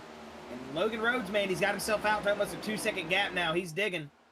I say that gap just came down a lot. These boys in the draft now are pushing. They're coming right back at him. Never mind. Yeah, you see that 94 Ryan Sword all over the back bumper there of that 51 of Bradley Wilson. So Ryan Sword's definitely trying to push his way up to the front. Whoa, did you see him getting really tight, washing up to the top of the track there. So bad drive in there from that 94. That's going to allow that 12. You saw him how he was wiggling on the wheel, Chris, how he's really having to saw it up the racetrack. You could see just the car losing grip, and you could just tell how much will he was having to put into it. Oh, AJ Green went around. Yeah, AJ Green pitted in a while back. Yeah, it just said that he crashed. Yeah. So unfortunate for that that 48 machine, AJ Green, gonna go ahead and pull it to the hauler. Oh, look at this! The 12 Austin Roads all the way down on the bottom of the track. It's gonna allow the 68 of Stan Mayberry to make a move up into that 4th place position. It's like Stan's got a little bit of tightness coming through the corner as well. Whoa, 94. Yeah, the 94 in the wall as well, but you saw Stan try to drive it down in the corner just a little bit harder. Maybe thought that 12 just a little bit, you know, more on his inside. And I think that 68 had either a moment with the steering wheel or he just got a little bit of panic. Maybe thought he was going to turn down on that 12, didn't want to turn himself. But 68 made it stick either way. Sam Mayberry doing one heck of a job right now, man. He's definitely on a spirited drive right now. We're coming up to 30 to go here in 2 laps. So Sam Mayberry right now got my vote for driver of the day, man. Yeah, Stan Mayberry doing a really good job working his way up through the field. We know, like I said, you know, he's currently arriving on older equipment. And by that, I mean he's currently using a G27, so not keeping up, or I want to say maybe a G25. I can't remember which one he said. I want to say it was a G25. But riding on older equipment, said he's had it forever, but hey, it doesn't look like it's really affected. Whoa, as Ryan Sword almost gets pushed up into that lap traffic there, that 44. Whoa, that was almost a really bad thing for that 68 machine. I'm just going to stop talking about him now. Yeah, go back up here to Logan Rhodes, man. 2-second gap now for sure, Chris. That boy is digging. Logan Rhodes is telling himself, I'm going out here and I'm winning this race. This is my opportunity to do it. Scrappy looking good, Chris, right now with 30 to go here when he hits the stripe. And he's got that number 8 Milwaukee machine out up in the lead. That Chevy Camaro Z71. Z01. Looking pretty good right now. Yeah, you know, you were saying earlier before the race, Josh, that I do have the opportunity to race with all these guys, and you know, all these drivers are really good. You know, I love, you know, driving with the Full Throttle guys. A lot of good drivers, a lot of good spirited people in these in this series. So one of those drivers that we were talking about, Logan Rhodes, I got to race him at Bristol, and he was giving me a run for my money at Bristol in the trucks. And I'm gonna say, Scrappy is one hell of a driver. He's one hell of a wheelman, and it's good to see him up here in the front. And it is. It's awesome to see this 8 machine who hasn't had the best of luck so far this season. I mean, he's had some good runs, no doubt, but that 8 machine, you know, really hasn't had a run like he's had today, and this is his opportunity, man. It looks like that 51 machine's starting to have a little bit of struggle with his equipment. He's got Stan Mayberry on those fresher tires now starting to roll up on him. And that's that 30-lap fresher tire difference starts to show its head when you've been on 50-lap older tires now. So you might see Stan Mayberry start to chop up and pull away like Logan Rhodes is doing. He's almost 3 seconds. Stan Mayberry's battling for that 2nd place position. The only reason it's so hard for that 51, or that, excuse me, that 68 get past 51 is because he's got that 94 and that 12 right behind him, that 51 machine does. So it's really not making it easy on Stan. He's just going to have to really work him through the turns right here. And it looks like he should get the drive out of turn number 4. He should clear him down the front stretch here. If that 51 doesn't come back, which he will, that 68 should get the pass here soon. But let's just hope that doesn't equal his equipment out to the point of where he's not able to make a run himself for this 2nd place position. Stan Mayberry, another one of those drivers that's on one nice run right now that, man, that'd be a talking point, I feel like, for the next week. Yeah, you know, we were talking about, you know, talking about those, the tires wearing out and everything. You know, yeah, the drivers, you know, like the cars, they can get up and pass each other. But, you know, when you got 3 cars in a line, it's hard for that one car that's on that solo line. So Stan Mayberry falling back just a little bit, but just because he doesn't have that push. And Auto Club is one of those tracks that's that is aero dependent. So you have to have the draft to be able to get up here and mix it with everybody. Unless you're Logan Rhodes, you know, they're back here fighting, so they're basically putting a parachute on the back of their car. And see Stan Mayberry going to pull up in between that 12 Austin Rhodes and that 94 Ryan Sword. So it's a Sparkle Unicorn, Wolfpack Sparkle Unicorn sandwich right now, as we saw earlier, but it looks like that 68 is just going to take that high lane. But the 51 of Bradley Wilson still looking good out here in that 2nd place position. Yeah, and I think Stan's time will come, man. He's definitely got the equipment to do it right now. He just needs to bide his time a little bit more, let these guys get a little bit more racy in front of him. He had the opportunities there to make passes, just didn't get all the luck on his side at the right time. It didn't hit, you know, and that's just that's what stinks about over races sometimes, man. You might have the better car at the moment, but that doesn't mean you're going to always get past. It's just a lot of luck has to be on your side, especially, you know, like Chris was saying earlier, with this track being so draft dependent down the straightaways and sometimes even the turns. You're seeing Stan give a run back for it here We'll see if he can clear this 94, but he's going to have a good run here on the low lane. He's going to be side by side with Bradley Wilson here. This might be his best opportunity. It looks like they both got a little bit tight and loose coming out of the corner. As he's not going to be able to clear himself in there. That 94 is still going to be able to pull up in the back of that 51, but that 68, he is trying his best right now with 15 to go to get up there and pass his 51 machine. He wants that second place. 26 to go, my bad. Yeah, I want to say that you know, like last night I was trying to talk some spirits into him. You know, I kept telling him like, hey man, just let the car come to you. Let the car come to you. Don't over race it. Don't overdrive it. Just let it come to you. And Here it comes, Chris. Yeah, it looks like this is gonna be it. This is gonna be it. He's got him. Yeah, the 68 making a good move on the inside. He's got that 94 Ryan Sword all over his back bumper. Yeah, he's gonna clear. Oh, Ryan Sword washing up the track just a little bit, but he's gonna be able to clear that 51. So no harm, no foul. But hey, Stan Mayberry gonna assume that second place position. Let's see if he can start driving off and leaving these boys behind him, because they're gonna be battling for that third place position.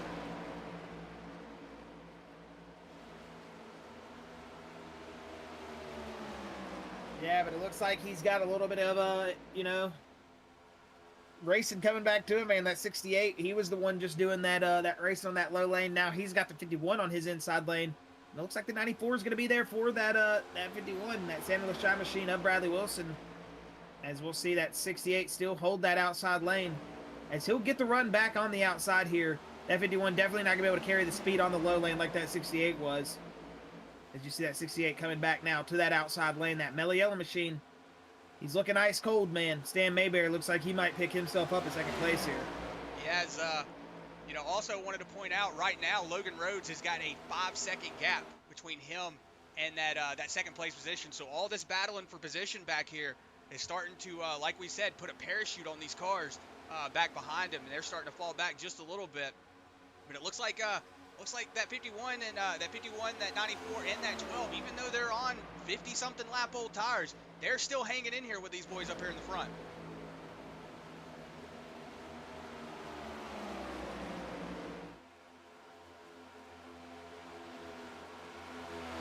You see Logan Rhodes going to go ahead and navigate around that 89 of Dan Gallant. Not a battle for position, just going to go ahead and put that 89 a lap down. I think he's got the 98 of Shane Weldon Sr. right in front of him. So another car that he's going to come in, put a lap down. But we'll go back here with closest action on the track right now. As you see that 44, Daniel Ship pulling up on that outside lane. 68 and the 51 are going to go ahead and get around them. See that 44 is just going to go ahead and take that really high lane. Just go ahead and get out of everybody's way. Right now, it's looking really good.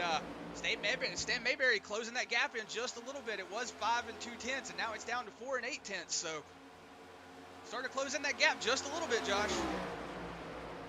He is indeed. Well, Chris, as we're coming here to the 20 to go mark this next time by, I think we should go ahead and give the fans an opportunity to take in these beautiful sights, sounds, and see some racing from trackside and our beautiful cameras we have here at the Virtual Auto Club Speedway.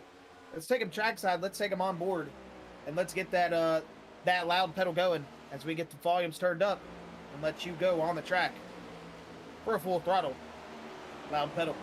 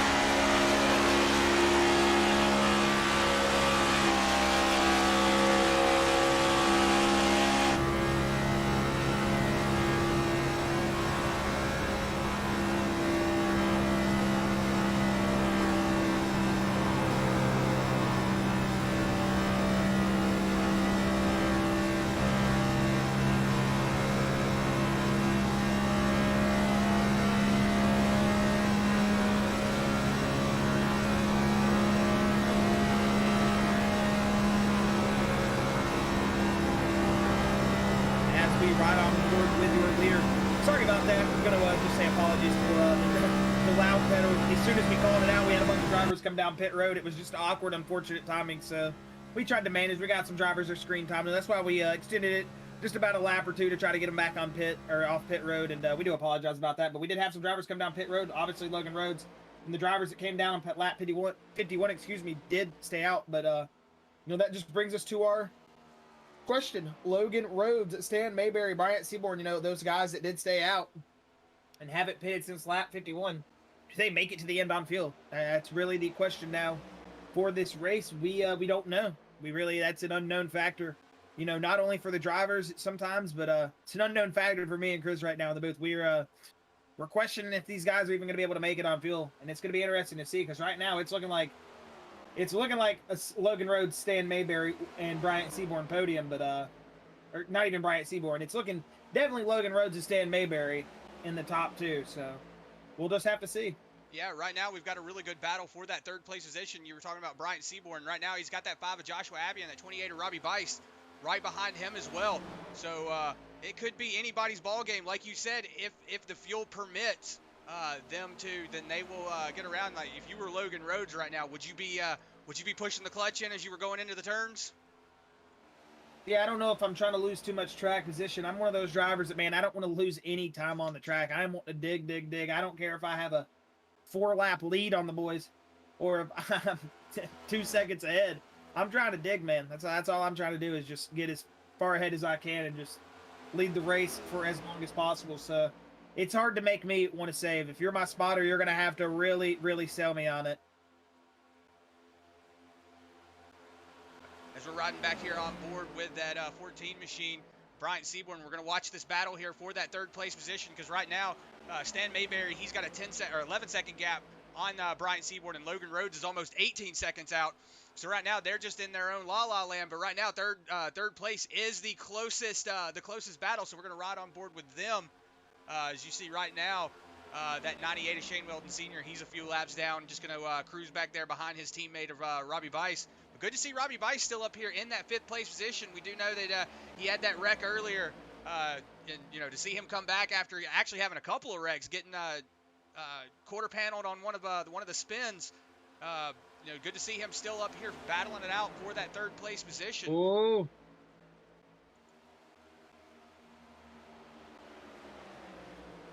Yeah, you see a little bit of looseness from that 14. So going to see maybe that 14's just having a little bit of tire wear issues.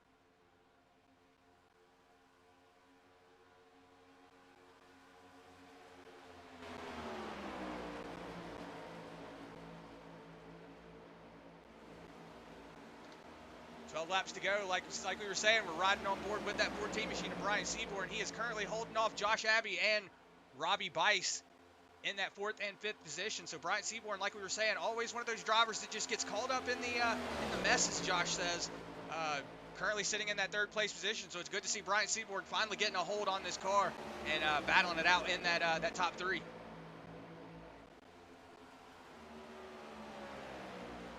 Well, Chris, as you go on board here with Logan Rhodes, as he rides down the back straightaway, you can see the gap between him and Bradley Wilson, but Bradley Wilson and co currently a lap down. You see Stan Mayberry there down the back straightaway. He's in front of that Edwin DeBauer machine. As you go back up here on board with Logan Rhodes, Chris, though, he's going to be coming through the tri-oval area, and he's going to be taking that Cook's Lawn Care 10 laps to go. Sponsored by Cook's Lawn Care here as we hit the 10 lap to go mark. Logan Rhodes going to be diving off into turn 1, and let's just listen. See how he's really driving the track still, Chris. It almost sounds like he's still just on that dig line, man. Yeah, it sounds like he's still on that dig line, not really giving up any of that momentum, any of those RPMs. So Logan Rhodes is really on a tear right now, almost 20 seconds out on that 3rd place position. So, you know, it's one of those things where all he's got to do is cruise and hope he's got enough fuel in that car to get to the end.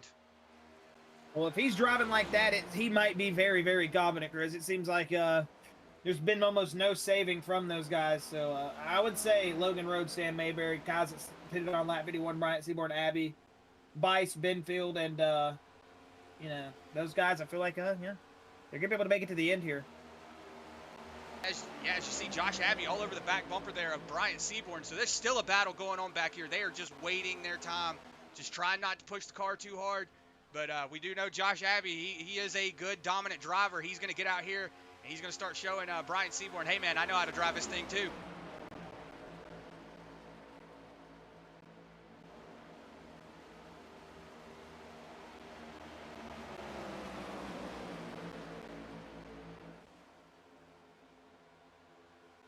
Down the back straightaway they come. Lap number 92 for them. Logan Road, Stan Mayberry already taking lap number 93, but as we're getting up here to the 8 to go mark, you're starting to see Josh Abbey peek that head around. He's really trying to find that space on that FedEx Toyota Camry, that 14 of Bryant Seaborn. Robbie Biso, like Chris was talking about earlier, you know, even though Robbie may not be up there where he started the race in that first position, you got to almost take this as a victory if he, you know, does finish just even in the top 5. I would say a podium would definitely feel like a victory in a sense, sitting on the pole position.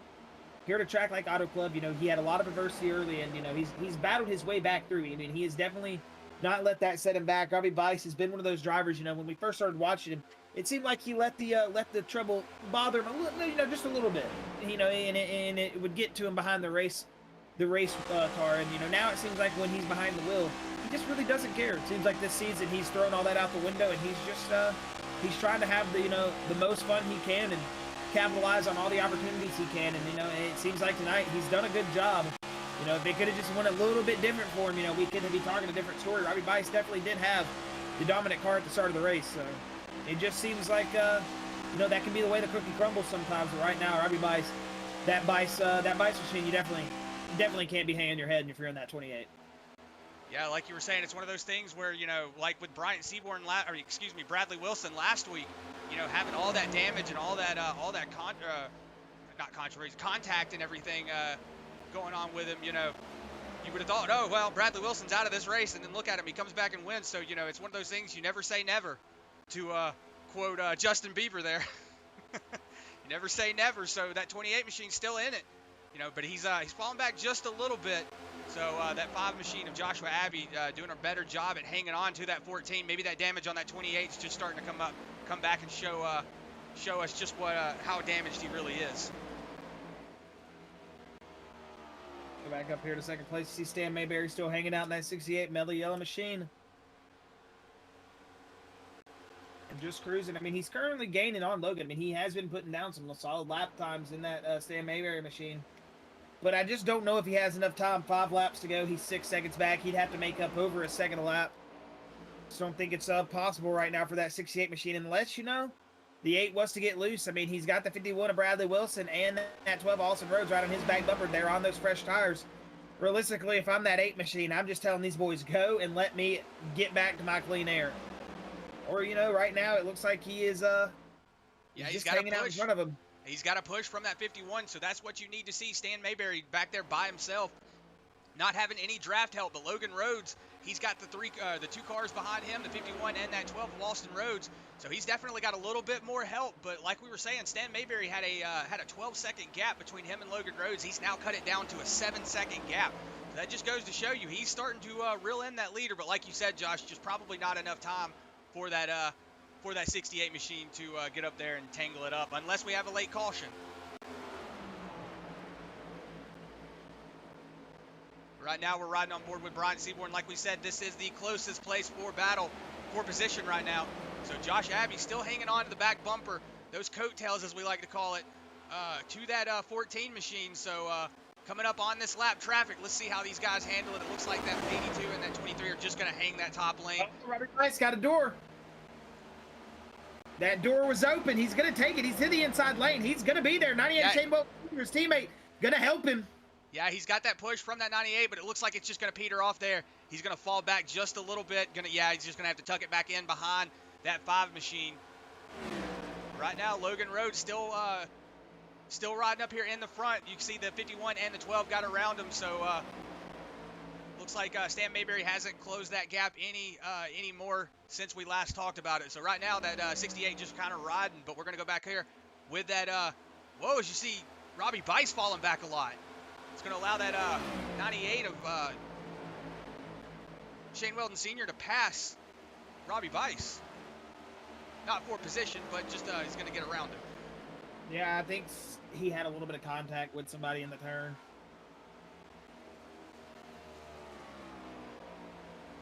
Gonna be coming to the white flag this next time by. Right on board here with Logan Rhodes as he wheels out of turn number 4. If everything stays green in front of him, behind him, wherever, he should take the white flag here. As we say that, though, battle for that 3rd position. That 5 machine to Joshua Abbey going to go ahead and make a move on that that 14. Brian Seaborn. So let's see if that that 5 machine can make it stick. White flag is out, though. Yeah, the white flag is out, so the next flag will end. It doesn't look like that 5 machine's going to have a... Oh, I say that. The 14 gets down there on the apron. Wobbled.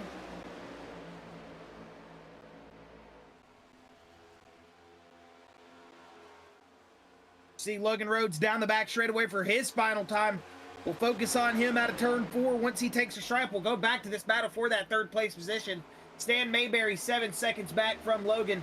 He will take that 2nd place position if all goes well for him through 3 and 4. But coming to the checkered flag, man, Logan Rhodes, the Milwaukee Machine, he is going to pick up the win here at Auto Club. Stan Mayberry, P2.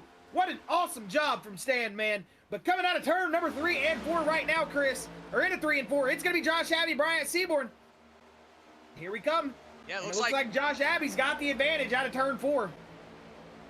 14, maybe not got a shot at him. Yeah, Abbey's going to get him. Josh Abbey going to pick up the podium here, and he's going to pick up that final podium step. 3rd place to Josh Abbey.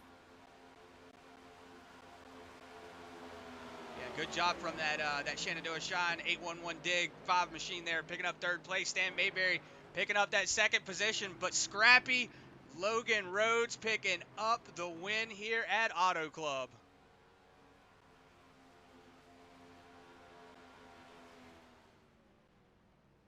Bryant Seaborn ran out of fuel as he crossed the line, so that might have just told you how close these boys were, Chris.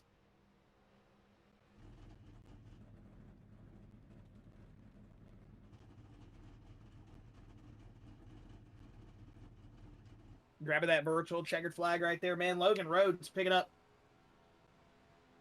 you know, a pit strategy game dominating win from Logan Rhodes. Very dominant win. Same from Stan Mayberry. He was on that same strategy as well. Josh Abbey as well. Great job from that 8 machine. Yeah, he's going to run it down right here. You see the Rev teammates getting up there and celebrating with that. You see that bump there from that 23 of Jimmy Green.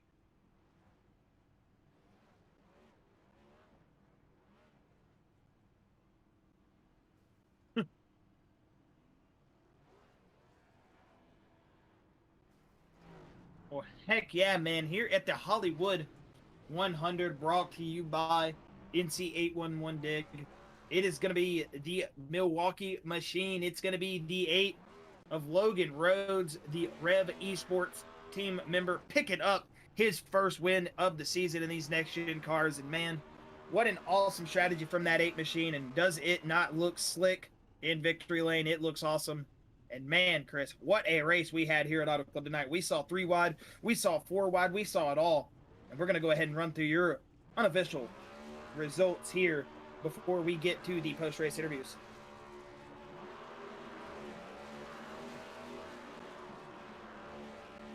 All right, it's going to be Logan Rhodes picking up the win here tonight. Stan Mayberry in that 2nd place position. Joshua Abbey going to be in 3rd with Bryant Seaborn in 4th. Robbie Bites going to be in that P5 spot with Bradley Wilson in 6th. Austin Rhodes 7th with Stoney Benfield 8th. Ryan Sword 9th with Nathan Nickel in 10th. Dan Gallant in that 11th spot with Jimmy Green in 12th. Ed DeBauer going to finish 13th with Shane Weldon Sr. 14th. James Morgan in that 15th spot with AJ Green lining up in that, or finishing, in that 16th spot. Daniel Ship going to be 17th with Casey Collenbeck in 18th. Colin Forrester 19th with David Salter finishing 20th. Matthew Fitz finishing 21st with Ryan Chu finishing 22nd. Clayton Kinkert going to finish in that 23rd spot. And Brian Hubble going to be finishing in that 24th spot. Chad Hitchcock in that 25th spot. And Lance Hill going to round out your field here tonight in that 26th position. So, looks like we have all 3 of our drivers ready, Chris, for these post-race interviews. And you know what? Looks like I'm feeling a little spicy tonight. We're going to bring in Logan Rhodes, our winner. I'm excited to hear from our first-time winner this season.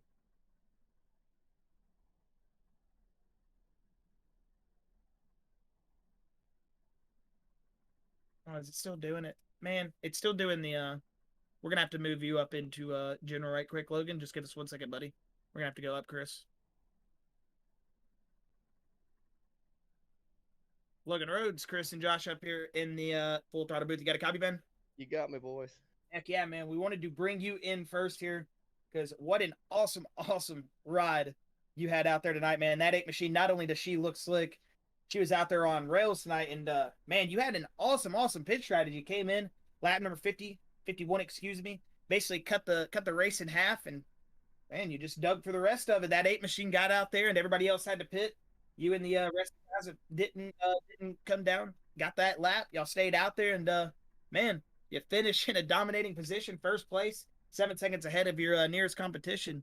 Logan, how does it feel, dude? Picking up not only a dominant pit strategy win, a dominant team win, and just a good win overall. How you feeling after your first win of the next gen season here at Auto Club? Oh, dude, I can't put it into words. I'm so tickled to be talking to y'all right now. This is just pure awesome. Man, I can't thank the boys on Rev enough. Jimmy puts a lot of work into these setups, and we put a lot of sweat and tears into this to get here. I'm so excited. Heck yeah, man! I can tell you seem like you got all that emotion built up in you, man, and that's what we love, man. You know, I've raced with you, Logan. I know Chris races with you probably almost it seems like every day, and man, it's just awesome to see you evolve as a driver. You know, seeing from last season now into the next gen cars, and like we were saying, it seems like these open setups, man, just really opened up a lot of you guys' driving ability. And you know, not only did you guys execute on pit strategy today, man, you guys hit it just dead perfect with the pit strategy, and you drove your pants off out there, Logan. You looked really good. Early, you had a good car under you, and there in the late run, you had a really good car under you, you know? So, great strategy from you, and overall, man, I just got to say, a very exciting win, and just loved seeing it. Loved seeing that first win from you this season. Yeah, I appreciate that so much, man.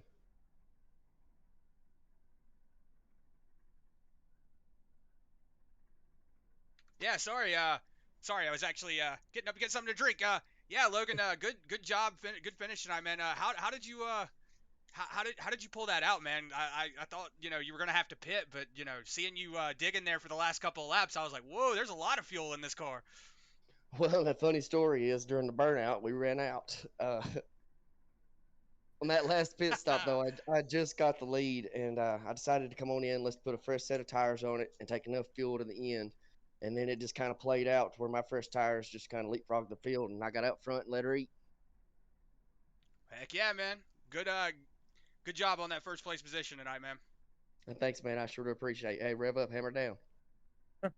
Yes, sir. That was man, Logan, awesome win from you tonight, man. It was good to see not only you hit it off on the racetrack, but the pit strategy really come into fruition. Got you guys out in a great spot. Really good undercut that just threw you out there when everybody else had to pit. So, hey, Logan, you picked up the first win of the next gen season. You've got a good run here at Auto Club. Hopefully, this will carry that momentum forward. But like we said, we know you Rev guys have looked pretty strong on these open setups, and that showed here tonight. So, again, congratulations on that win, Logan. And if you've got any final words, final thoughts, shout outs, or anything you want to throw out there before we let you go, buddy, you can go ahead and do that. Like I said, it's all to the team. I mean, we put so much preparation and work in during the week for each one of these setups and each one of these races. I mean, it's all them. If it weren't for those guys, I wouldn't be able to be in the position I am to get these kind of wins.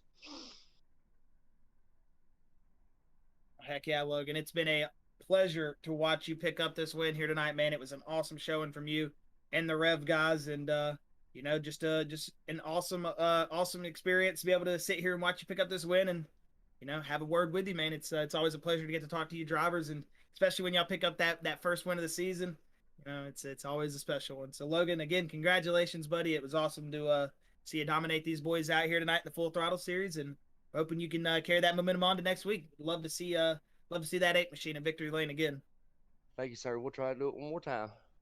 Yes, sir. All right, well, Logan, you have a good rest of your week, man, and we'll be seeing you next week. Yep, y'all do.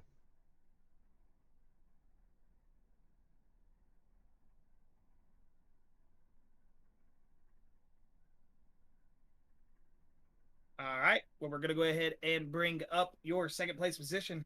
Stan Mayberry, have a word with that 68 machine. If it'll let me drag. Give me 1 second.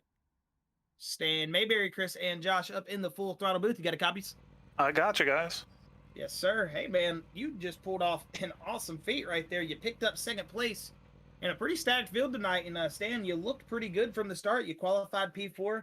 It seemed like all the Wolfpack guys had a good car under them tonight, and you definitely showed with a great strategy as well. You run that same strategy as the leader out there, and for a moment there at the end, once he got in a little bit of lap traffic, you were starting to gain some time on him. We thought, hey, this could possibly happen if something was to happen to Logan Rhodes, but Stan, it came into fruition for you either way, and man, I got to say that almost got to feel like a victory here early in the season, picking up that second place, and starting out.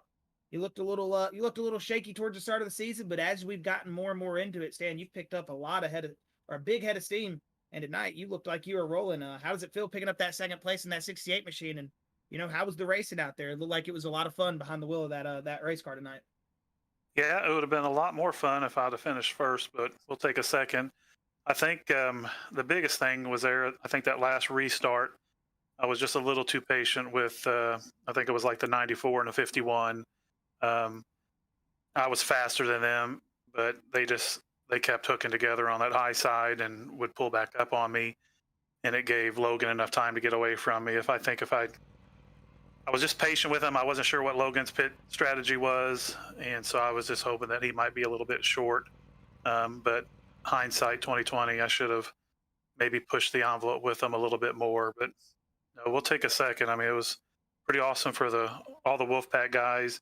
Like I said, they came with a great setup, and Dave, Shane, Stoney, Robbie. I mean, everybody put in time this week. Did a lot of practice and fine tune the setup. So it was fun. I enjoy racing this track. I had high hopes.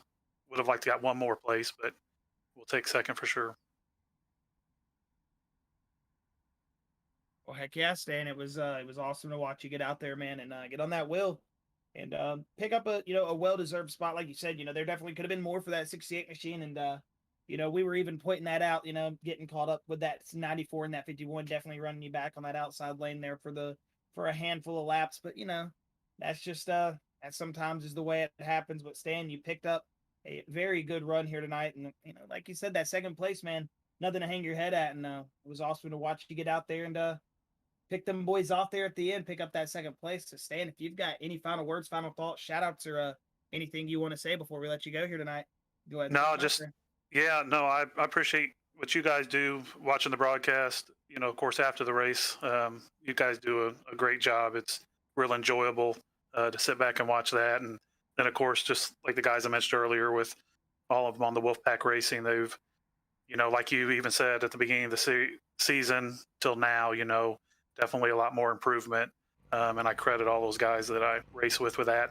And then finally, 811 Dig, it's awesome that they'll come in and, sponsor a league and do that. That just shows that, we have some good caliber drivers here, and, that they want to do that. So as always, before you dig, call 811.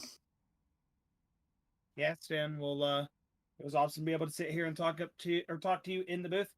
And we appreciate you taking the time out of your night to have a word with us after that awesome run here at Auto Club. So we'll be wrapping up the interview here with you, Stan, and we'll be seeing you next weekend, buddy, and hopefully have another word with you. Yeah, exactly. Hopefully it's the first place. I appreciate it, guys. Appreciate you, Stan. You have a good night, man. You too. All right, and that was Stan Mayberry. Going to go ahead and have a word with Josh Abbey, your third place finisher, and get our final interview of the night wrapped up. Joshua Abbey, this is Chris and Josh Kiwis up in the Full Throttle booth. You got a copy? Yes, sir. How's it going, fellas? Going good, man. You picked up that third place finish there, 16 spots from where you originally started, actually in 21st. Excuse me, 19th. I don't know why I said I'm looking at your number and not your position. My bad. So you started in 19th, but that 5 machine looked really good there in the late run as you were starting to get up there, battled with the 51, battled with the 94, the 14. Everybody was starting to go around there, and just take me through earlier in the race. You were one of those guys that had to come to the field. We saw a lot of 3 wide, 4 wide racing early. We had some early cautions. So just, put in perspective, what it was like through your helmet coming through all that traffic and just really having to deal with all that as you were working your way up to the field tonight. A mess. We botched qualifying a little bit, and so I knew it was going to be a little rough coming to the back, and a lot of aggression. There's a lot of guys that need some patience, and I mean, I understand we all got fast cars the first 5-10 laps, but we get a green flag run, and then some of the guys that put the effort in can really their cars can come to life, and it was a little hairy at times. There was a big wreck between I think Salter and Nickel, and they went down to the apron, and I literally looked left, and then as I pan back to the front of my car, they're literally right in front of me. So that was a little sketchy, and I'm glad we were able to get through that. But yeah, just man, it was just hard work and try to work on this draft, make sure the car can carry momentum through the corners, and just move our way up.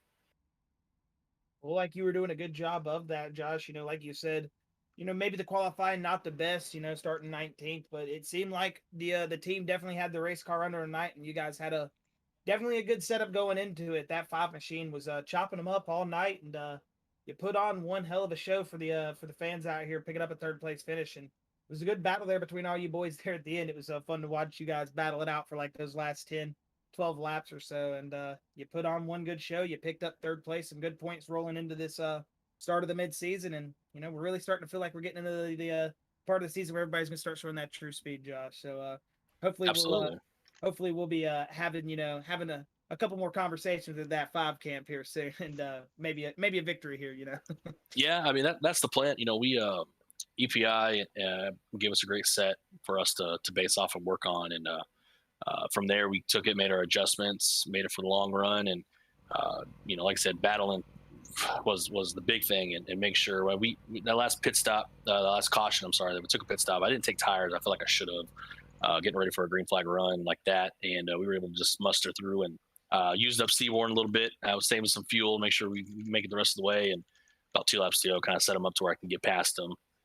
But yeah, man, that's what it was. Nutrition, mid-season, start gaining points as much as possible. I think I think we're about P3, P2. Hopefully we'll get out there and try to do what Bradley, unfortunately, like I said, pitch strategy wasn't our friend tonight for some others. But yeah, definitely. It was good to have 811 on the car and give them a good showing. So I was kind of happy about that. Heck yeah, good showing you did put in, Josh. It was fun from our perspective, from all you guys. You guys definitely put on a good show, like you said earlier. A little bit chaotic out there, a little bit crazy at some sorts, but all in all, it was a good race there towards the end. Once we started picking it up at that halfway point, really got everything settled out, and you guys put on a good show. And again, congratulations on that third. If you've got any final thoughts, final words, or shout outs, Josh, before we let you go here tonight, you can go ahead and throw them out there. Yeah, I got to thank the supporters, thank my team for first and foremost, Shine.co.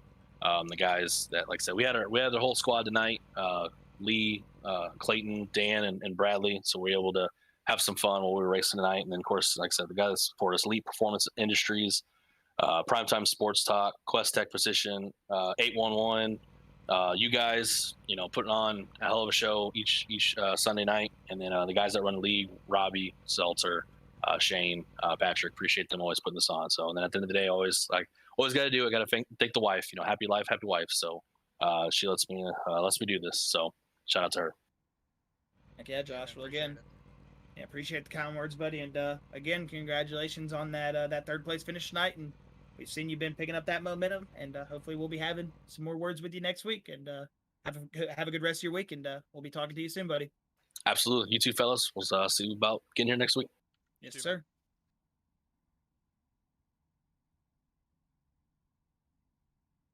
All right, and that was our third place finisher, Josh Abbey. That's going to wrap up our interviews here for tonight. Well, Chris, if you've got any final words before we let the fans go here tonight, you can go ahead and throw them out there. Yeah, just a big shout out to the 811 crew. Big shout out to Cook's Lawn Care. Big shout out to Major Setups for all those guys coming on board and making the stream really good and making everything easier on us. And just a big shout out to every Full Throttle driver, every Full Throttle person, anybody that's even that's remotely a part of Full Throttle, all the fans, all the family members watching. Just want to say a big shout out and big thank you to all you guys, because like I say every week, we couldn't do this without you guys. Indeed. Well, I think that is going to be all for me and Chris up in the booth here for the Full Throttle Cup Series. Just want to say big shout out to NC 811 Dig, Major Setups, and Cook's Lawn Care, as they are all on board this season with the Full Throttle Cup Series. But, big shout out to the fans, big shout out to all the spotters, like Chris said. Night at Auto Club, and we will be seeing you next Sunday, same time, 8 p.m. or 8:05 technically, but yeah, we'll see you next Sunday. So have a good night, and we'll see you next week.